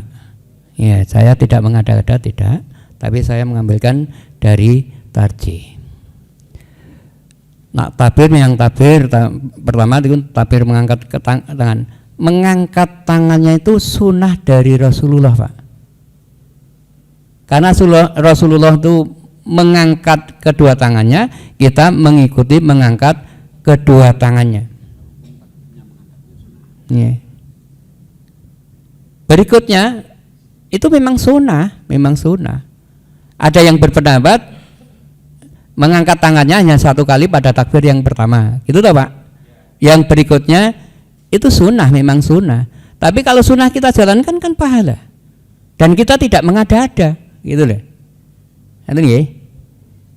Nika Pak mangkatan. Terus makmumnya gimana kalau imamnya seperti itu? Ya kita mengikuti aja. Makmum itu kan mengikuti imam. Ngoten nih Pak. Nggih. Mungkin nak mboten ngikuti imam, makmum yang salah nanti. Ini. Jadi ini berdasarkan di dalam dasar-dasarnya hadis ini juga ada Pak. Ini dalam tarjih mulai dari halaman 230 sampai halaman berat ini tarjih ini ya dari Imam Bukhari dari semuanya ada dasarnya dalil. Nah tak bacakan panjang banget Pak dasarnya. Ngerti nggih? Jadi apa yang dicontohkan di dalam Muhammadiyah, yaitu organisasi Muhammadiyah yang mengambil dari tarjih itu sudah diambilkan dasar-dasar yang kuat, yang rajih. Karena Muhammadiyah itu untuk mengambil jalan dalam rangka untuk beribadah memang diambilkan dasar yang kuat, bahkan mutawatir, bukan hanya sokeh tapi yang mutawatir. Itu seperti itu Pak. Karena ini tarjih ini yang memutuskan tidak orang sembarangan, para ulama semuanya, termasuk ulama NU bareng juga ada Pak. Ngerti nih? Ini yang diambil oleh Muhammadiyah seperti itu. Mungkin hanya itu, karena ini nanti ada seksi kedua. Kurang dan lebihnya kami mohon maaf. Billahi taufiq wal hidayah. Assalamualaikum warahmatullahi wabarakatuh. Waktu selanjutnya kami sampaikan kepada Mas Jem. Terima kasih kepada Bapak Haji Rebu MAG yang telah menyampaikan paparan materi ibadah harian di Makkah dan di Madinah di Arab Saudi. Bapak Ibu jamaah yang saya hormati, jika Bapak Ibu menghendaki terkait dengan dalil-dalil ibadah yang dilaksanakan selama di Makkah dan di Madinah, dalil-dalil insya Allah sudah saya share. Panjenengan buka di materi yang saya kirimkan, nanti saya tambahkan secara detail yang di rincian ibadah secara detail dari Pak Haji Rebu. Pak Haji Rebu tadi menyampaikan secara detail pelaksanaan ibadahnya. Saya menyampaikan terkait dengan masalah dalil-dalilnya. Mulai dalil terkait yang ditanyakan tadi Pak Tarman nggih. Itu yang dari Al-Matesi terkait dengan dalil sholat mengangkat takbirnya 4 kali, itu memang takbirnya itu yang rukun. Kalau mengangkat tangannya itu adalah sunnah. Yang rukun mengangkat tangan itu adalah takbiratul ihram. Itu kalau secara dalil secara umum seperti itu. Dan di situ juga sudah saya lampirkan salah satu haditsnya dari Abu Darda riwayat Bukhari, ketika Raja Najasyi meninggal dunia, Rasulullah mengajak para sahabat untuk sholat, beliau mengimami dan beliau takbir 4 kali. Itu penjelasan hadisnya kira-kira seperti itu. Itu insya Allah ketika hadis itu setidaknya dari Bukhari Muslim itu banyak dirujuk oleh majelis tarjih, karena memang nuwun sewu yang disampaikan Pak Arbu tadi adalah kajian yang kita anut, kita pakai sebagai warga Muhammadiyah adalah apa yang dipakai di majelis tarjih, termasuk ibadah-ibadah tadi sudah saya sampaikan. Nanti ibadah di Mekah itu apa saja, memang yang didetailkan adalah masalah sholat 5 waktu dan sholat jenazah, karena ini memang yang paling rutin. Yang lainnya adalah bersifat sunnah, tetapi itu tadi kaifiyah sunnah itu kalau kita laksanakan itu adalah, kalau dulu itu kan pengertiannya itu sunnah itu kalau dilaksanakan berpahala, kalau tidak dilaksanakan tidak apa-apa. Tapi sebenarnya harusnya kita berpahamnya sunnah itu kalau dilaksanakan berpahala, kalau kita tidak laksanakan rugi. Karena ini kaitannya pahala, gitu. Apalagi ketika kita di tanah haram dilipatkan 1000 sampai 100.000 kali. Ya, ini harusnya menjadi penyemangat kita untuk kita ketika di tanah suci, baik di Masjidil Haram maupun di Masjid Nabawi, untuk bersemangat melaksanakan ibadah di sana. Karena nuwun sewu panjenengan, apa sudah pernah khatam Quran 100.000 kali? Belum pernah toh? Kalau panjenengan sekali khatam di Masjidil Haram setara 100.000 kali. Nah ini kan harusnya menjadi penyemangat. Ketika di Masjidil Haram saya mentargetkan saya harus khatam minimal 1 kali. Berarti kan setara dengan 100 kali. Kalau panjenengan dapat pahala 1 gunung Uhud, apakah dalam sehari panjenengan bisa dapat pahala 1 Gunung Uhud? Kalau panjenengan di sana menyelutkan jenazah, ada 5 jenazah, berarti panjenengan setara dengan pahala 5 Gunung Uhud. Nah ini kan menjadi penyemangat bagi kita. Tapi yang perlu saya ingatkan, jangan sampai ketika mendapat tabungan pahala yang berlipat ganda sebagaimana dijanjikan oleh Rasulullah, ketika kundur tabunganku wis oke, aku wis ora neng masjid, aku tak ora salat maneh. Ini yang justru jadi kebalik-balik. Jadi jangan sampai rumangsa wis ganjaranku oke, terus aku neng omah wis ora salat meneh. Lah ini jadi merusak akidah. Bapak Ibu yang saya hormati, demikian tadi paparan dari Bapak Haji Rebu secara detail telah menjelaskan terkait dengan masalah ibadah harian di sana. Yaitu sekali lagi nanti materi Pak Rebu juga kita share. Dasar-dasar ibadah sudah saya share di grup. Nanti panjenengan bisa melihat kalau saya melakukan sholat dalilnya apa, kalau saya melaksanakan membaca Quran dalilnya apa, kalau saya sholat jenazah dalilnya apa. Karena kaifiyahnya di Muhammadiyah itu melaksanakan ibadah menyandarkan kepada dalil yang makbulah. Bapak Ibu saya hormati, untuk sesi berikutnya, sebelum nanti masuk sesi berikutnya, dari Bank Syariah Indonesia akan menyampaikan informasi terkait dengan tata cara pelunasan sekaligus bagi jamaah yang belum memiliki rekening bank syariah, utamanya mantan rekening BRI Syariah dan BNI Syariah, nanti akan dibukakan rekening BSI, karena BIPIH sudah ditetapkan, pasti tidak dalam waktu lama lagi akan diadakan pelunasan bagi jamaah gelombang pertama. Sebelum materi dari BSI kepada Bapak Ibu yang jamaah cadangan yang kebetulan hari ini sudah bergabung, monggo nanti bisa ketemu saya. Jadi mungkin ketemu saya di bawah nanti untuk mengambil berkas kontrak sekaligus perlengkapan bagi jamaah yang baru. Kalau masalah teknis, karena nanti untuk teknik pelunasan jamaah cadangan masuk di gelombang kedua. Gelombang pertama adalah jamaah. Jadi urutannya perlu saya sampaikan kepada Bapak Ibu. Untuk pelunasan jamaah haji, yang pertama adalah jamaah haji reguler yang istitoah. Yang berikutnya nanti gelombang kedua masuk pada jamaah haji pendamping jamaah lansia. Yang berikutnya adalah jamaah haji penggabungan mahram.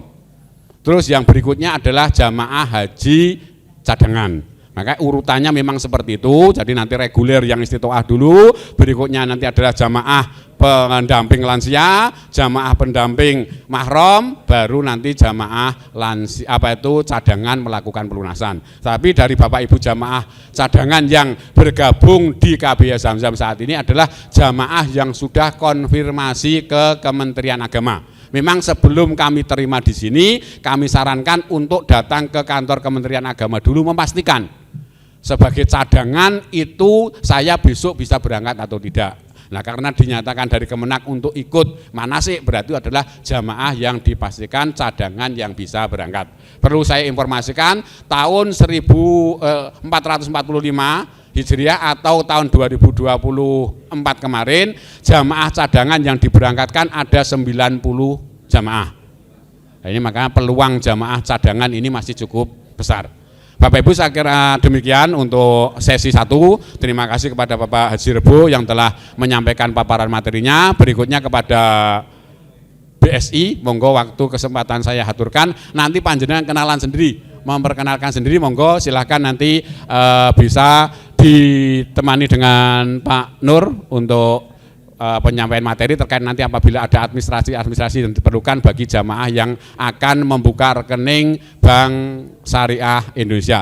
Bagi Bapak Ibu yang jamaah cadangan, monggo bisa ke kantor KBH untuk mengambil berkas sekaligus mengambil perlengkapan manasik. Matur nuwun, waktu sepenuhnya saya serahkan kepada perwakilan dari Bank Syariah Indonesia cabang Kabupaten Karanganyar. Terima kasih.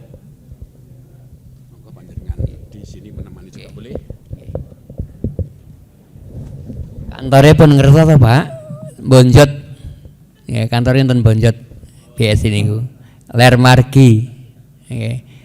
Kilen niku, napa niku pranoto niku le, sakilen pun pranoto. Ya.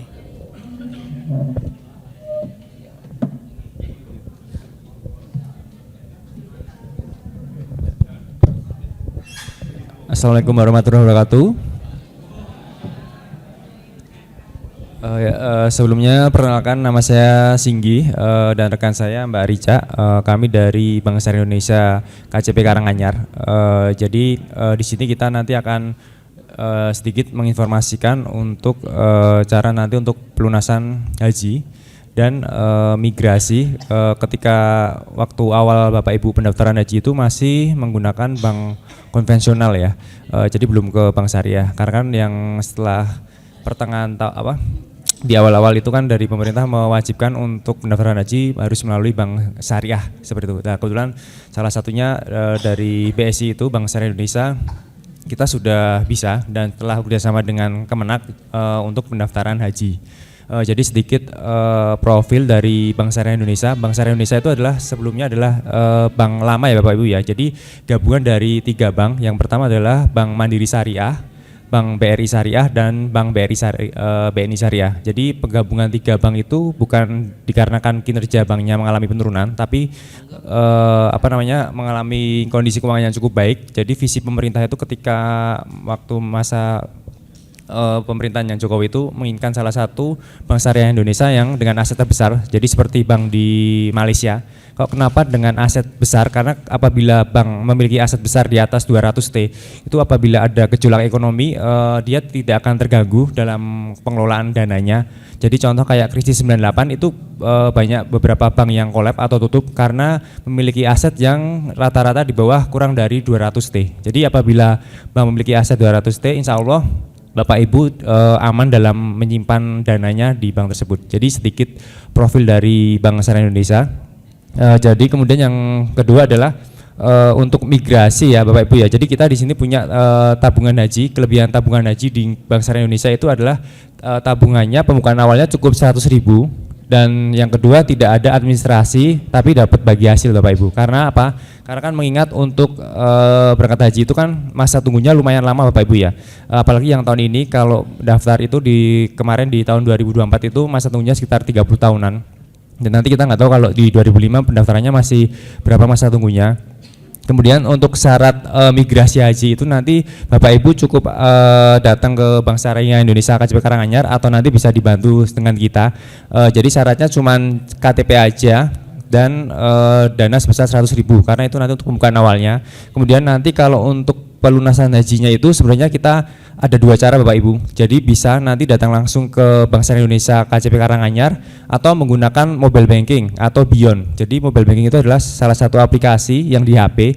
Jadi Bapak Ibu nanti bisa melakukan pelunasan mandiri menggunakan HP atau ya untuk sementara masih via HP Bapak Ibu. Jadi nanti bisa melakukan mandiri, ada buktinya, dan nanti Bapak Ibu tinggal datang ke Kemenak untuk menunjukkan buktinya seperti itu. Dan bisa juga yang kedua manual itu maksudnya Bapak Ibu nanti datang langsung ke Bank Syariah Indonesia KJP Karanganyar, baru kita bantu untuk bukti Bapak Ibu telah melakukan pelunasan. Nanti selanjutnya langkahnya tinggal ke Kemenak. Jadi kalau untuk pelunasan cuman itu aja Bapak Ibu, cukup mudah, cuman KTP aja sama dana sebesar 100.000 udah bisa untuk nanti melakukan pelunasan haji. Karena nanti kalau untuk pelunasan haji masih nunggu Bapak Ibu ya di bulan Februari mungkin kalau nggak Februari Maret ya.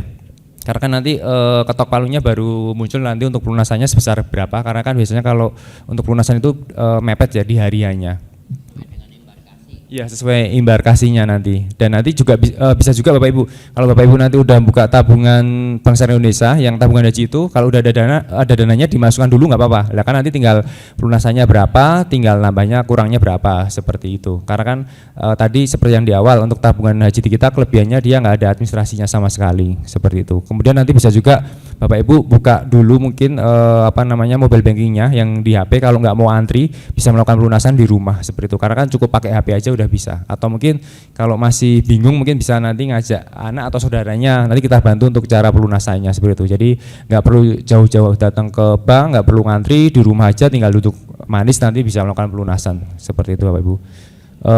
Kemudian lanjut.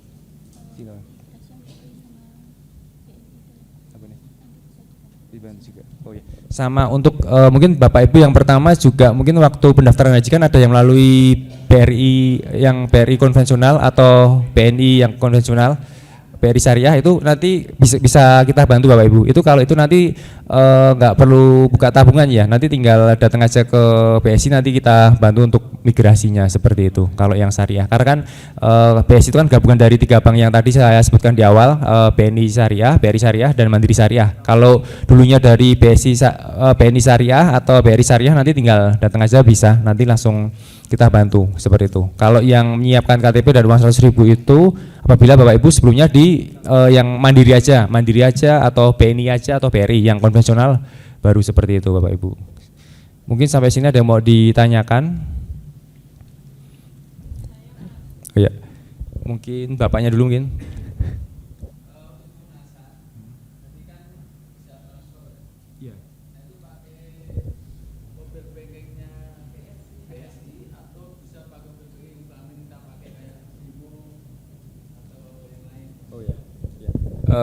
Dan Bapak siapa tuh?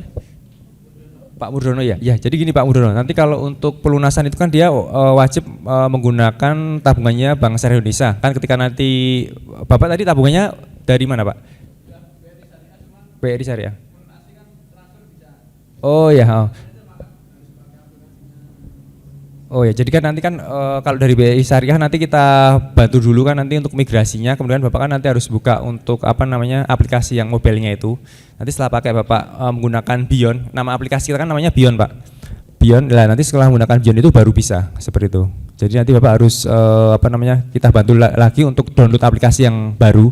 Nanti baru bisa menggunakan HP. Tapi kalau semuanya dananya ditransfer dari Mandiri, dari BRI tadi. BRI ke apa namanya yang BSI, lah baru nanti langkah selanjutnya baru menggunakan aplikasinya BSI seperti itu Pak, gitu Pak.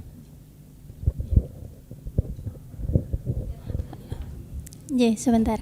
Baik, Bapak Ibu, untuk pelunasan haji yang insya Allah tahun ini menginformasikan terkait rekening, misal dari BRI konvensional, BNI konvensional dan Mandiri konvensional itu harus migrasi dulu ke Bank Syariah Indonesia, gitu nggih. Jadi nanti kalau misalnya kalau BRI Syariah, BNI Syariah itu otomatis sudah termigrasi di BSI, Bapak Ibu tinggal cetak bukunya mawon.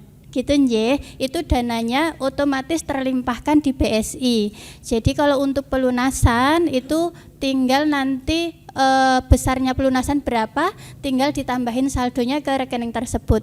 Kemudian selain lewat aplikasi Bion tadi yang disampaikan Mas Singgi, bisa manual lewat teller. Ngoten nggih. Jadi kalau misalnya dana Bapak Ibu masih di bank sebelumnya atau yang tadi ditanyakan Pak Bapak tadi, nah itu kalau misalnya ditransfer dari bank lain sakit, enggak apa-apa, ditransfer ke rekening yang di BSI, gitu nggih. Kalau BRI Syariah dan BNI Syariah itu insya Allah tidak ada perubahan nomor rekening, nggih, dimigrasi dulu ke BSI, itu hanya cetak buku mawon. Tapi kalau misalnya dari Mandiri konvensional, BRI konvensional dan BNI konvensional itu harus buka rekening dulu. Gitu. Kalau untuk yang mandiri itu kan dari tahun 2014 nggih, itu sudah otomatis harus migrasi ke waktu itu di Mandiri Syariah. Gitu. Nah, di Mandiri Syariah ini otomatis sudah terbentuk rekeningnya. Kalau misalnya Bapak Ibu masih ada yang punya rekening haji yang mandiri, nanti monggo dicetakkan aja yang BSI. Gitu. Kalau yang BNI dan BRI khususnya ini harus buka rekening dulu yang BSI. Itu nanti diisi monggo bisa 100.000 atau nanti sebesar langsung pelunasan enggak apa-apa.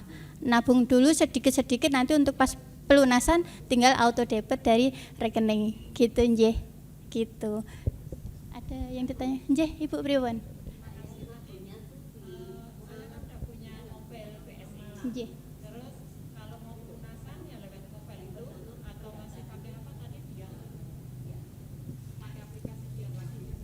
Kalau sebelumnya BSI Mobile yang putih itu nggih Bu, nggih, yang putih sakit nanti lewat situ mawon ndak apa-apa. Tapi kalau misalnya sudah punya aplikasi Bion, pakai itu juga ndak apa-apa. Dua-duanya nggih, dua-duanya insya Allah masih bisa digunakan.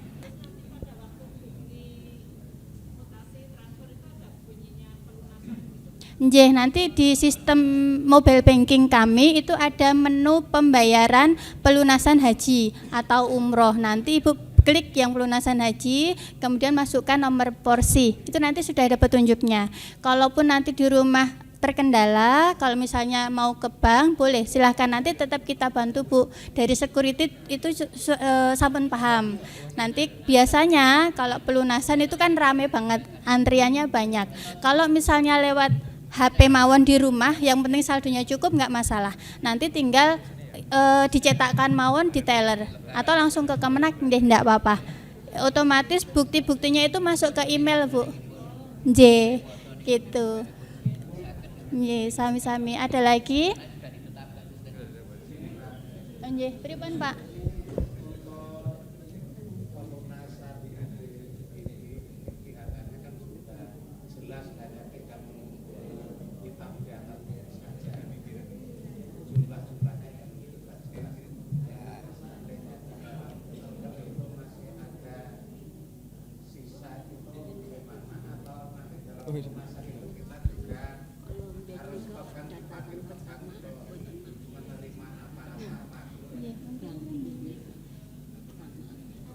singkirin Pak. Jadi gimana Pak? Tadi untuk bisa dulu Pak untuk menerima. Dari luka untuk pelunasan bibir itu kan sudah jelas, tapi kita masih menunggu hitam di atas putih, kan memang itu bahasa saya. Jumlahnya kan juga jelas.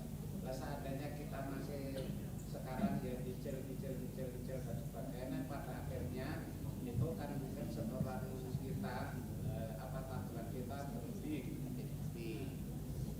Yang saya tanyakan pertama, pada waktu pelunasan itu apakah kita juga harus pegang untuk menerima penjelasan atau untuk menerima penanda sekolah selanjutnya atau apa yang kita bisa temukan di sana. Yang kedua, nanti untuk sisanya, apa sisanya itu apakah bisa diambil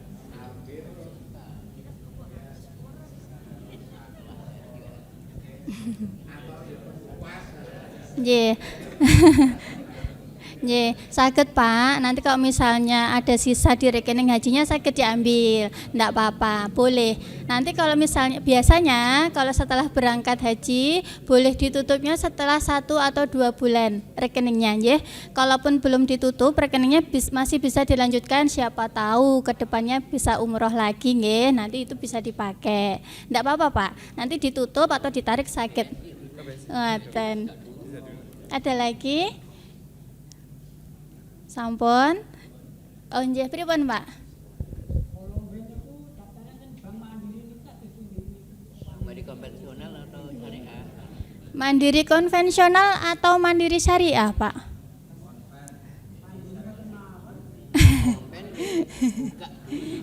Kalau mandiri konvensional itu dari tahun 2014 otomatis sudah termigrasi ke mandiri syariah waktu itu, karena sekarang menjadi BSI, insya Allah sudah rekeningnya sudah ada Pak di Bank Syariah Indonesia, nanti tinggal dicetakkan bukunya mawon.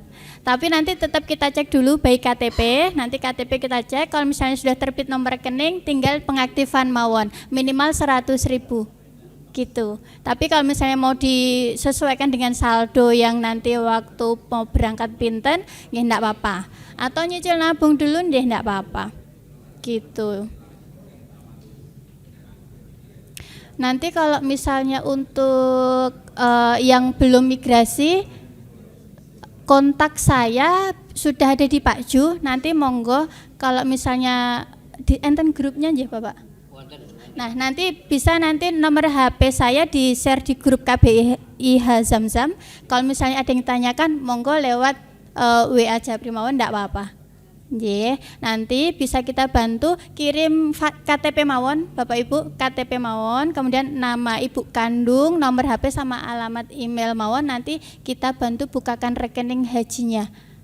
Gitu nggih. Ini terkhusus untuk yang BNI dan BRI konvensional karena harus buka rekening dulu. Tapi kalau dari BRI Syariah, Mandiri Syariah sama BNI Syariah otomatis sudah termigrasi. Gitu nggih. Pakai rekening yang legacy sebelumnya enggak apa-apa. Nanti tinggal setorannya tetap di rekening itu. Gitu. Ada yang ditanyakan lagi, Bapak Ibu? Nggih, pripun, Pak? Ini yang misalkan dari BRI ya. Apakah ini nanti tinggal ngumpulin KTP saja? Nanti sudah diproses ya? Iya, boleh Pak. Nanti kebetulan saya bawa formnya. Kalau misalnya mau sekalian Tapa Asmo di formnya sama KTP-nya, wonten fotokopinya Pak? Di bawah nggih, nanti dilampirkan sekalian enggak apa-apa. Nah, nanti pertemuan berikutnya Sabtu depan wonten Pak? Ada nggih. Nah, atau nanti kan saya sering ketemu Pak Ju, nanti saya titip Pak Ju nggih enggak apa-apa bukunya nggih. Gitu. Atau pas pertemuan berikutnya nggih enggak apa-apa. Nanti saya serahkan buku tabungannya. Gitu. Dan kantornya gitu rak Bu. Nggih. Sampun versa nggih kantornya nggih. Antri, nggih betul. Antriannya sekarang banyak nggih, Pak.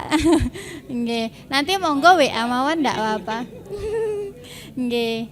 Di sebelahnya Bakso Bonjot niku kalau kantornya. Gitu. Ada yang ditanyakan lagi? Bapak Ibu? Sampun? Oh, nggih.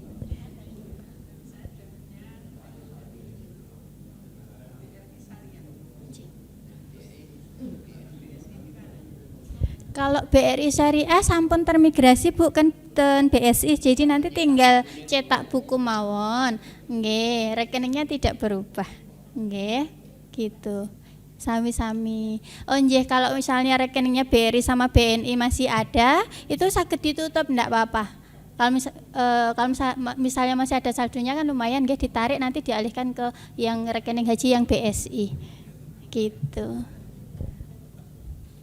Gitu. Ada lagi?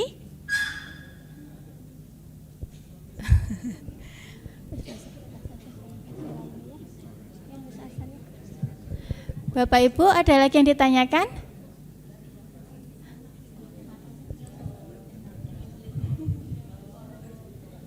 Ya, mungkin ada yang tanya lagi Bapak Ibu.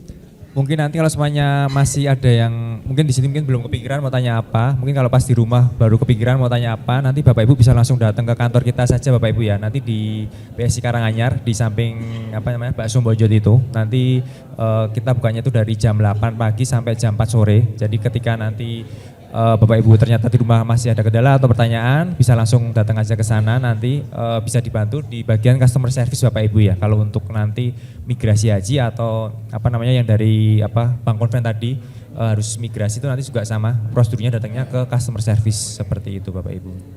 Mungkin saya lagi ada yang tanyakan gimana Pak?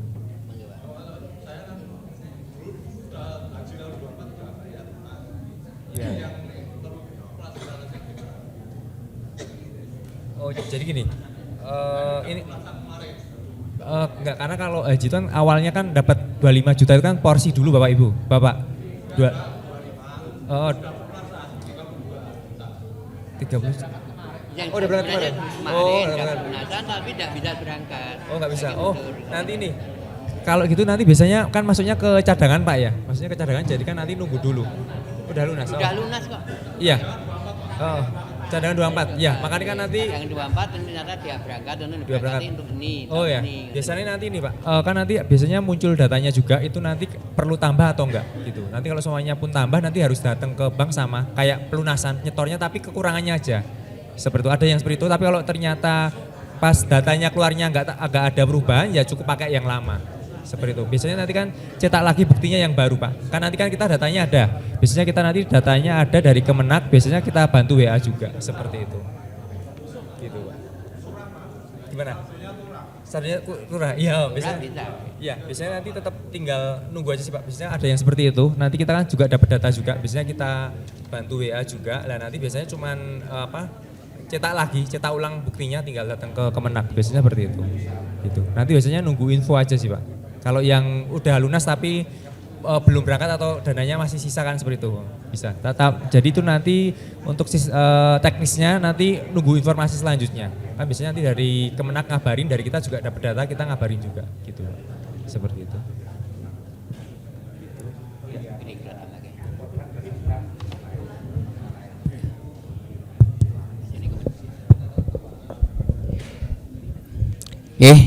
Niki pun mboten ana pertanyaan ya. Sing jelas nak saking bank konvensional itu kedah buka rekening teng BSI. Nak pun syariah niku pun migrasi berarti tinggal cetak buku. Ngoten nggih. Ngoten. Nggih, pun jelas nggih. Lah sing badhe buka mengke cukup napa? Fotokopi KTP-nipun niki mengke di saoske Mbak Enika mangke pun dados buku. Ngoten Pak, daripada nangke antri ten mriku. Monggo Pak.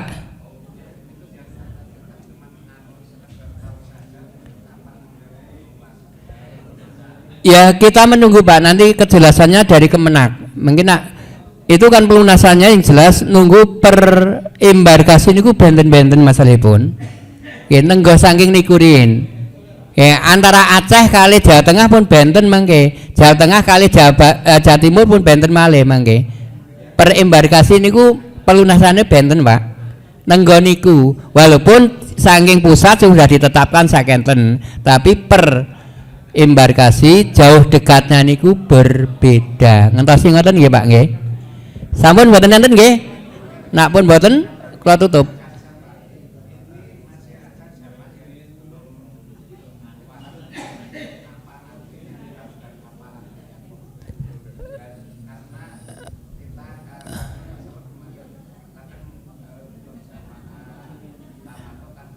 Nggih. Nggih, sepintas kula jelasaken nggih. Kaitan dengan dam untuk haji Indonesia kan semuanya tamato, Pak. Tamato itu pasti kena dam. Mana kena dam. Nah, besarnya dam nanti akan berangkat diputuskan bersamaan dengan mutawib, Pak, nggih. Nggih, kinten-kinten. Nah, kalau wingi pinten, Mas? Kula kesupen kula. Nggih. Makanya mengke enten kesepakatan den Pak. Nggih harganipun wedhus temriko ki pinten niki ngoten. Nggih. Jelas tamato itu pasti kena dam, Pak. Karena kita melaksanakan umroh terlebih dahulu baru haji. Ya. Lalu kan haji itu ada 3. Ada qiron, ada tamato, ada ifrad. Nggih. Kalau tamato itu kan umroh dulu baru haji. Itu pasti kena dam. Yang tidak kena dam itu ifrad, Pak. Ya, haji dulu baru umroh. Itu tidak kena dam, tapi Indonesia tidak melaksanakan itu. Untuk qiron itu antara haji dan umroh itu bersamaan, maka juga kena dam. Ngoten nih Pak. Apa paham nggih? Untuk Indonesia pasti tamato itu, pasti tamato, maka kena dam. Terusan iuran yang lain nanti misalnya kan untuk ziarah dan lain sebagainya, iuran apa basis basis itu iuran ngunggahke koper nggih napa niku kan mereka ngangge biaya, Pak. Lah niku mungkin dirembuk ketika kita akan berangkat. Bar praktek terakhir, Pak, nanti biasanya ada rembukan antar ketua rombongan, ketua regu bersama mutawib itu didatangkan ke sini untuk kabiya jam-jam mengaten. Kan nggih, Pak.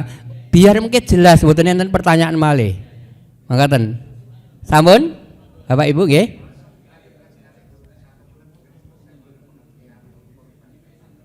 Untuk korban ya. Kalau sudah korban di sini, ndak usah korban di sana mboten napa. Nak pun jenengan nitipaken korban di sini lebih baik. Ndak apa-apa karena sini luwih membutuhkan. Umpama jenengan korban di sana nggih sae, ganjarane nggih kathah. Tapi kemanfaat dari daging dari sana mangke dikemas dikembalikan kepada negara-negara yang miskin. Monggo pilihan panjenengan korban teng dalem napa korban teng nika monggo. Lah mangke besarnya korban pinten? Nggih mangke en kesepakatan niku mangke harga nika pinten. Makaten, Pak. Nggih, jadi bebas untuk korban, Pak. Bisa di Indonesia, bisa di sana. Makaten nggih? Nggih. Kalau dam harus nggih, kalau dam tapi nanti diselesaikan dulu di Indonesia, Pak. Kok mriko kantun mikir ibadah tok. Ngoten nggih. Ngoten nggih. Mari kita tutup dengan kafarul majlis. Subhana wa bihamdika asyhadu alla ilaha illa anta astaghfiruka wa atubu ilaik. Kurang dan lebihnya kami mohon maaf. Billahi taufiq wal hidayah. Assalamualaikum warahmatullahi wabarakatuh. Matur nuwun.